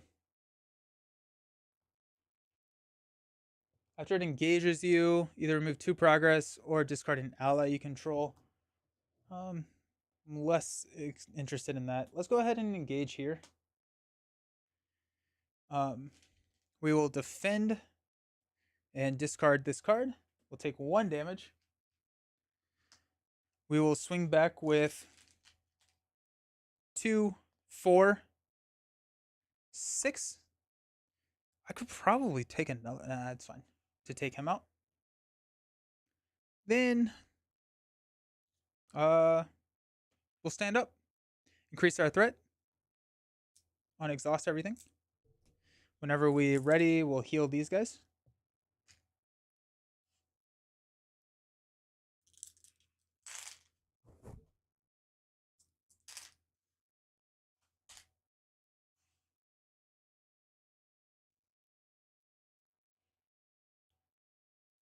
Grab the Rivendell Minstrel. We already did increase our money, or increase our threat. Let's pass out money.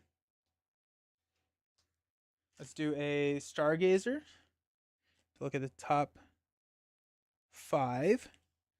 Arwen, let's grab an Elrond's Council. Bury Arwen, I guess. It's hilarious. We'll pitch and buy Elven Light to grab an Elrond's Council.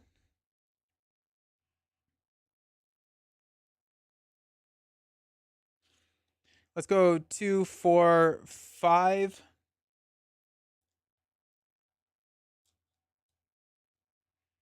To play Gandalf. We'll deal 4 damage here.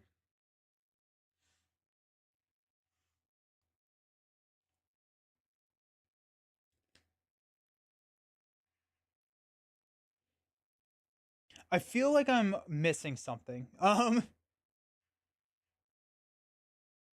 Mainly because that gives me the ability to. Maybe if you had just a ton of enemies and you had to churn through them, maybe that's why it's giving you that option. I don't know.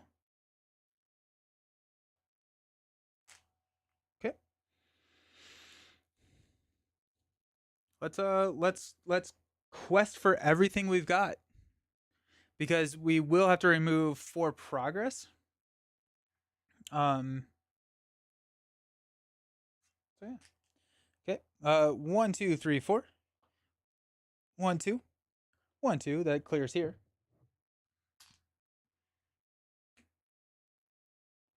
We are showing 6. So we need to quest for minimum 30. That's not too bad. We're at 8. 1, 2, 3, 4.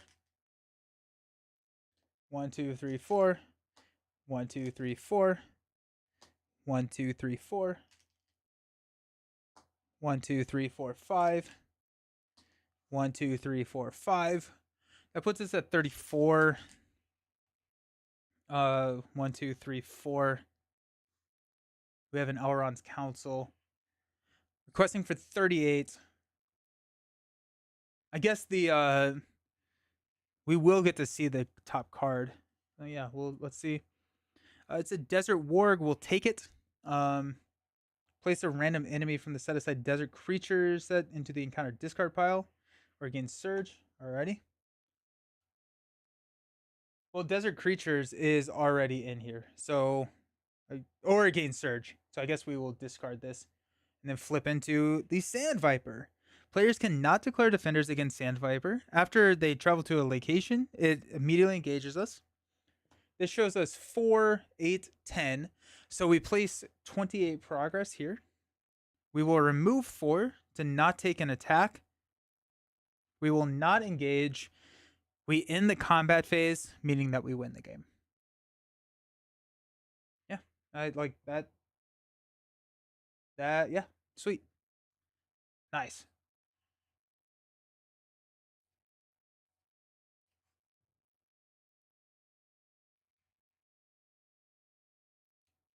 There you go. This strategy worked a lot better going for kind of the bigger allies rather than the ally flood, mainly with the locations that were coming out. But I mean, this is just a very solid hero lineup. Being able to pass out everything, getting the Song of Kings to play the necessary upgrades on Loragorn. We got up to 49 and then reduced our threat all the way back down to 26, which is pretty awesome. Glorfindel is always just a just crazy person. Sneak attacks were buried at the bottom. It looks like. Oh, there was one. We would have had a sneak attack next turn. Yeah, no, I like the deck. I think it worked out pretty well. Sweet.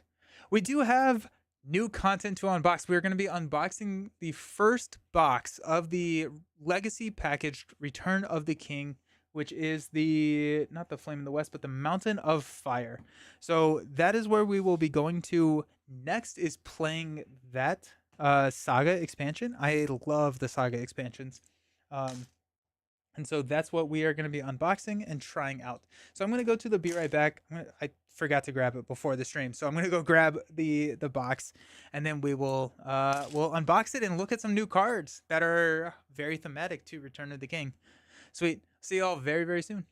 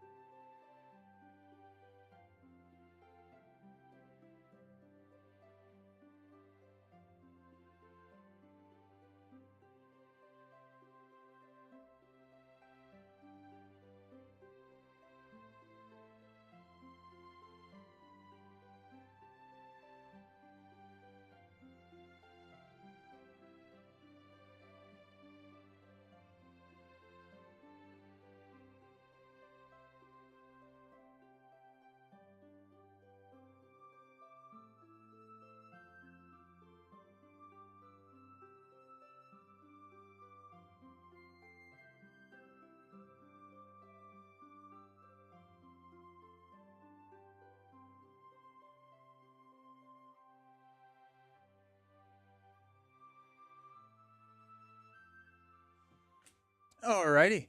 Let's unbox the Mountain of Fire. This is a Saga expansion. This does come out before Flame of the West, right? Like, I'm not crazy. Well,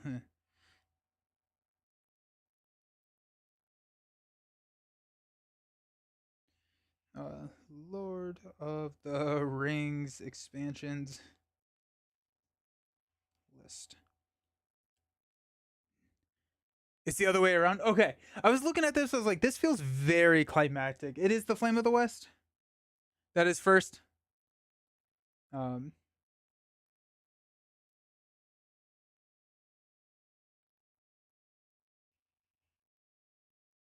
okay, cool. Let me grab that one.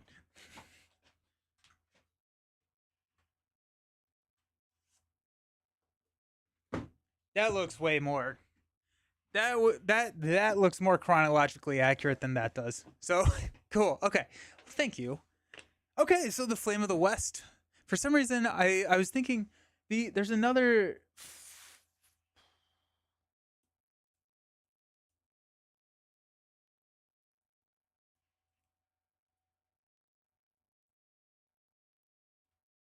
Is there a expansion that is like the Flame in the East? That is the last expansion. And is that what I was? Is that what I was thinking in my head? I don't know. I feel like there's another. There's the last deluxe expansion. I think also has Flame in it. Shadow in the East. Okay, so it's cardinal direction naming that is confusing me. Cool. Okay, that's good to know. That's fun to understand about yourself. Uh, I get confused with cardinal directions, but honestly, I knew that for a while. Shadow of the East is the last one. Okay, so Flame of the West is here. I love the Saga expansions. I think the Saga expansions. I think the game is fantastic. The Saga expansions are my favorite part of this game. So we got Flame of the West. These are going to be the encounter cards. And probably what I will do is we'll play Flame of the West, and then we'll go through the next cycle, which I don't quite remember what it is. But and then we'll play the final saga, and then I think maybe we'll do a. I don't know. We'll do something to play through all of the sagas because I think that would be a lot of fun. Alrighty, let's open some cards. I love new cards. I feel like a kid on Christmas. Wellingham Preserver seems like it's a good play when there's archery involved. Wellingham Preserver is, yeah. Wellingham Preserver is just a really, really solid card. I think having the 3 willpower on it is so good. And then you can heal any int. You can heal any int. So you can use it for archery, or if you're using like Durndingle, that's my favorite combo with it. It's the tactics int that you can has 2 defense. When you exhaust to defend, you can deal it a damage to give it +3 defense. So you're defending for 5, and you have a pretty consistent, perfect defense at that point. And then because you quested Wellingham, you then ready and then heal that damage off of Durndingle.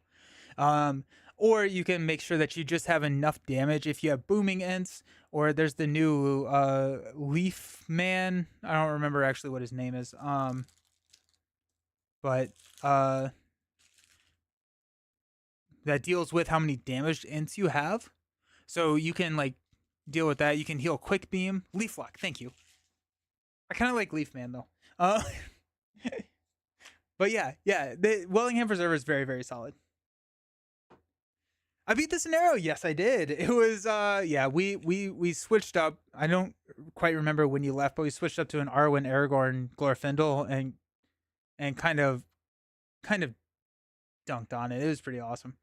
They're cool. I didn't know how it happens though. Anytime I sit down to play a single saga quest, my deck is running Arag. It has to, right? You have to. Excited to see Return of the King. Any chance you'll be able to convince D20 to play epic multiplayer for the final? Ooh, maybe. I'll take a look at it. Yeah, that'd be fun. Alrighty, so first up we have our fellow. I just saw the next card. Which I think is a pretty significant update to the card pool. But we're gonna talk about that here. Leaf Man is better. We need an errata. I got a Sharpie. That just like hurts me to think about just drawing on these cards. Anyways, so Aragorn is our fellowship hero. Typically in these saga quests, you play with an additional fellowship hero that does not count against your hero lineup. They are 0 threat, 2/3/2/5, so the standard Aragorn stat line. First player gains control of Aragorn. He is noble, so that's good to know here. If Aragorn leads play, the players lose the game. While he has an artifact attached, he gains Sentinel and does not exhaust to quest. Ooh, okay, we're ramping up the power in this box. Holy cow! Because all of Aragorn's like coveted attachments are artifacts. Holy cow! Okay, I am pumped now. That's pretty exciting. Celebrian Stone bumps him up to a 4, and he's not exhausting the quest. That's really, really cool. Okay. Yeah, that's gonna be fun to go in there. Wow. Wow. Cool. Okay, this is the card that I've heard is the tactics ally right here. I don't know what this card does. I have not read it yet. I've just seen this artwork kind of associated with the power tactics decks. But we got Éowyn. This is a 9 cost top tier hero. I'm so excited. 9 cost tactics hero with 4 willpower. Right there. I mean, we have what? Círdan, Galadriel, and Éowyn as our 4 willpower. Finally, willpower for red. Yeah, I think those are the only 4 heroes that have 4 willpower. And now we have the first one outside of blue. If you weren't aware, the final 2 quests of the saga will be the second box for you, can be played simultaneously with players split between them. That's cool. That's really fun. Hoping I win an Angel promo for Villain Theories giveaway. My Angel. Oh no! Éowyn is quite good. Setup. Reduce your threat by 3. That just seems good. What? So as an action, raise your threat by 3 to ready Éowyn. She gets +9 attack until the end of the phase. Yeah. Tactics Éowyn is pretty good. Tactic Éowyn is very, very, very solid. Even if you don't use that ability. She's a 6 threat hero in tactics that quests for 4.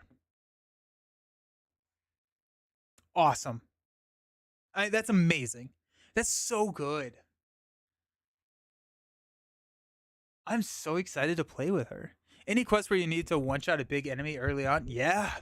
I wonder if a miss... Oh, maybe. Oh my gosh. Okay. That is enticing. Looking at Journey Down the Anduin. I mean, it's 10 attack. That's amazing. That's amazing. That's so good. Yeah, I can see. I don't even need the power level explained to me at this for that card. That's a good card. Woo, okay. Sick. We got a Baragon. Okay. Alrighty. Baragon showing up, not in tactics. Baragon looks brutal. He's got some war-torn stuff on him. We have a 10 threat, 0/1/4 Sentinel. So this is the same stat line as our tactics version Éowyn. Or not Éowyn, I'm sorry. Baragon. This guy's go to 2? No way. After he defends against an attack and takes no damage, reduce the defending player's threat by 1. I love Baragon. I straight love Baragon. I felt like I have played Baragon Tactics so many times that I like try and not play him. Now that I have this, I am so excited because we will have to pay to put all of the fancy upgrades on him, but he can get like 6 defense with the Gondorian shield. Holy cow. This is insane. This is actually insane. These cards are bananas. Because yeah, you run tactics alongside of this Baragon. You run these two together, honestly. You run these two together. Éowyn takes care of the questing. Baragon then we're running all of our spears, and maybe not even spears, but probably spears. And shields. So we get up to like a 6 defense. We're not taking any damage, and we can just continuously take attacks. Now you run. No, this is limit once per round. I was gonna say if this wasn't limit once per round, you run unexpected courage and just do it all the time. Are those heroes assigned for the difficulty of the saga? I'm kind of thinking that they are. I'm kind of thinking that they are. And those are the 2 heroes we got. Okay, so I feel like this happens every single time I unbox a saga expansion. I expect 3 heroes and we ever only get 2. I don't know why, but I always expect more. But that is awesome. I am thrilled with this. They do have a second edition of the core box. Yeah, it's called the revised edition. Yeah. So it made it so that you don't have to buy multiple copies of the box. It updated a couple of the cards. Well, actually, I don't know if any of the cards in the core box got updated. Some of the cards in the starter decks got updated. But yeah, so you're looking for the revised set. That is the second edition of the box. Tactics, AO, and Rocks. Yeah. I'm so freaking excited. Alrighty, next up we got Grimbold. This is a Rohan Warrior 3-cost Tactics ally. Quest for 2, 1 attack, 1 defense, 2 attack. We can discard Grimbold to choose an enemy engaged with the player. That enemy cannot attack a player this phase. Sweet. It's amazing that you can quest with him, then discard him, and then get all the benefits for everything leaving play. So, I mean, this is a great combo with Aylmer, right? Because Aylmer, when an ally leaves play, gets +2, so you can discard this, then you don't take an attack from an enemy, and you can swing into Aylmer doing all the Aylmer stuff. Did I see the Marvel Champions spoilers that were posted? No, I tried to avoid them. Revised also adds campaign cards for the first 3 quests. Yeah. I bought a revised core set. So I do have those campaign cards now, but I also, I'm just going to go ahead and separate the 2 collections for the 2-handed versus the non-2-handed play. This is some epic art.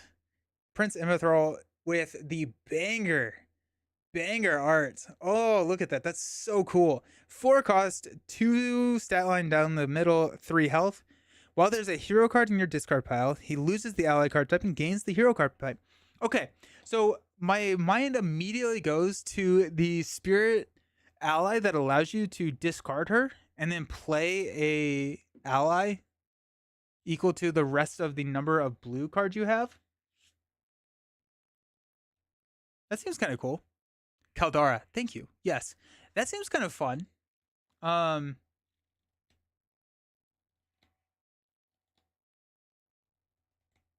It's interesting. But it would be great for a second edition of a Marvel. Oh, yeah. Interesting. I like it. I think it's... I mean, honestly, the stat line without the ability is solid, right? Especially if you're running like double blue. If you have Prince Imithral, you just throw a 4-cost ally out there for a 2/2/2/3 stat line. That's pretty good. So it's interesting. I don't know if it's worth going out of your way to try and make it work. Caldara could be that exception. We got Halabrad. Reduce the cost to play him by 1 for each enemy engaged with you. Alright, so we got some Dunedain stuff going on. Each enemy engaged with you gets +10 engagement cost. Interesting. And this is a 4-cost 2/2/2/3. I'm wondering if that's going to interact with some enemies in the box, or if you're just like really trying to help with the hobbits. You can go hobbits, deal with wanting to have enemies that have higher threat than your engagement or than your current threat, or want to be engaged with higher engagement cost than your current threat. And so that just pushes that up, and you can hit all the Dagger of Western Isses and all of that kind of stuff, those bonuses that you get there. Again, just a pretty solid statted ally for even without the ability. And you're probably only going to be playing him for 3. Next up, we got this person. I personally have an aversion to the 2/2/2 stat lines. Maybe it's irrational. That's fair. I mean, it does feel like there are going to be they're more flexible, but less specialized, which means that like if you're building your deck to accomplish a certain thing, they probably don't have a spot. So that's fair. So this person is a 2-cost lore ally. I do like 2-cost. X112. X is the threat of the active location. As a travel action, we can discard her to travel to a location without resolving in the travel effect. That's kind of cool. That's pretty cool. It's also just like a 2, and like then you can have like a 4 quester. You need her last round with Desolate Lands. Oh my gosh. Yeah. 12 willpower. That would be amazing. That would be awesome. Oh, I am no man. Surrender or sterner than steel. 0-cost tactics. Exhaust a weapon or armor card attached to the defending character to cancel a shadow effect just triggered during combat. I mean, that's great for tactics. Some really, really good tactics support. Baragon is going to love that, especially those pesky tactics cards that are um the cards that are discard an attachment you control or something like that. That text against it really well, especially if you are leaning into not chump blocking and using your heroes to chump block, which is where a lot of the time those shadow effects can really be detrimental. Next up, we got Desperate Defense. Hey, it's a Marvel Champions card. After a Sentinel character is declared as a defender, it gets +2 defense for this attack. If it deals no damage, ready the defending character. There you go. That's Marvel Champions right there. It's even kind of like the same art. That's pretty funny. Like I'm thinking of like the Hulk defense card. Like that's at least parallel. That's fun. That's really fun. I like that it's a spirit card. That feels very tactics to me, but I guess Baragon loves it. Ooh, the Golden Shield. Yeah, right? That's so cool. Golden Shield attaches to a Rohan character for 1. It's a restricted. After the attached hero is declared as a defender, we can exhaust it to add its willpower to its defense for this attack. Interesting. I mean, Eowyn's gonna like it. I'm trying to think if there's anybody that is like that absolutely loves that card. Now Eowyn can defend too. Yes, I think it is Eowyn. Eowyn just really likes it. Yeah, because I think a lot of my Rohan builds spend Rohan or use their defensive strategy is mainly chump blocking so that we can get the Aylmer boost because we want those allies to leave play. But it's a nice yeah. I mean it's a safety net. I would love a treachery canceling hero. There's Eleanor from the core box. Oh, for Marvel Champions. Yeah. Caleb said we're not getting one. I asked. I told him I wanted a Test of Will, which is cancel a treachery card effect, and he said you're not getting one. So maybe Sick Maria Hill. Yeah, it would be cool. You kind of have that with like Black Widow can kind of do some stuff. Theoden is a good target. Theoden's a good target too. Nice. Livery of the Tower. 0 cost. Attached to a Gondor hero. Restricted. Spend X resources to cancel X damage just dealt to the attached hero. That's awesome. Yeah. That's gonna work really, really well for it could be Baragon. It could be it doesn't have to be defending. So like you just throw this on whatever hero has Steward of Gondor, which gives them the Gondor trait, and then you can just take undefended attacks. But Caleb is on the way out. Maybe Tony has these. Well, I think the design philosophy that he was kind of referencing when he was talking about not doing one is that it restricts future encounter card designs. If you just have a card that straight up cancels, and it'd be even worse in Marvel Champions. Maybe not. Maybe not worse. It'd be weird. Maybe. Who knows? I think if we see anything, if we ever see it, it would be in the shield box. Yeah, Tesla Will Warp's quest design. Yeah. All right, we got a mount attached to a Dunedain hero. If the attached hero is Aragorn, he gets the tactics icon. After you optionally engage an enemy, we can exhaust him to declare that hero as an attacker and resolve his attack against the enemy. Alrighty. That's cool. Huh. That's cool. It's not restricted, so that's nice.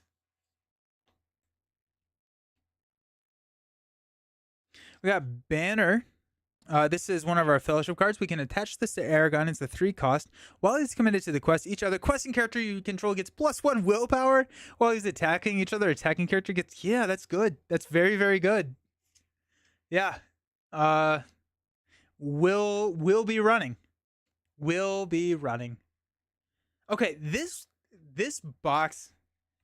These are boon cards, so we will not look at these until we get to them. This box is so good. Like this seems like a huge power increase in terms of player cards here, which kind of makes me a little scared of what's printed with those Eye of Sauron cards. Any card with this back, I'm a little scared of what's coming out of there now. But I mean, Eowyn is going to be an incredible card to build around. I really like Baragon here. Consistently reducing threat. Seems great. Baragon seems pretty decent, and a trap build as well. This is a really solid. I like the sterner than steel. Aragorn is going to be insane. I'm ready to Voltron Aragorn. I didn't quite think about the fact that we were going to be Voltroning Aragorn going forward in the next couple of quests when I Voltroned Aragorn in this last quest, but that's fun. That's really, really fun. I am pumped. I am so excited. So, holy cow. Yeah, this is going to be cool. This is going to be really, really solid. Awesome. Well, thank you all for hanging out. I appreciate it. Thanks for hanging out and watching Lord of the Rings on a Monday. We normally do Marvel Champions, but Marvel Champions will be on Friday at 9 a.m. 9 a.m. It is going to be an hour earlier than normal. So 9 a.m., not 10 a.m. But on Wednesday at the normal time, 10 a.m., we're going to be playing some Ashes Red Rains. And so that's going to be broken out, and that's what we're going to be playing on Wednesday. I appreciate you all. I hope you all have a fantastic rest of your day, and we will see you on Wednesday. Peace.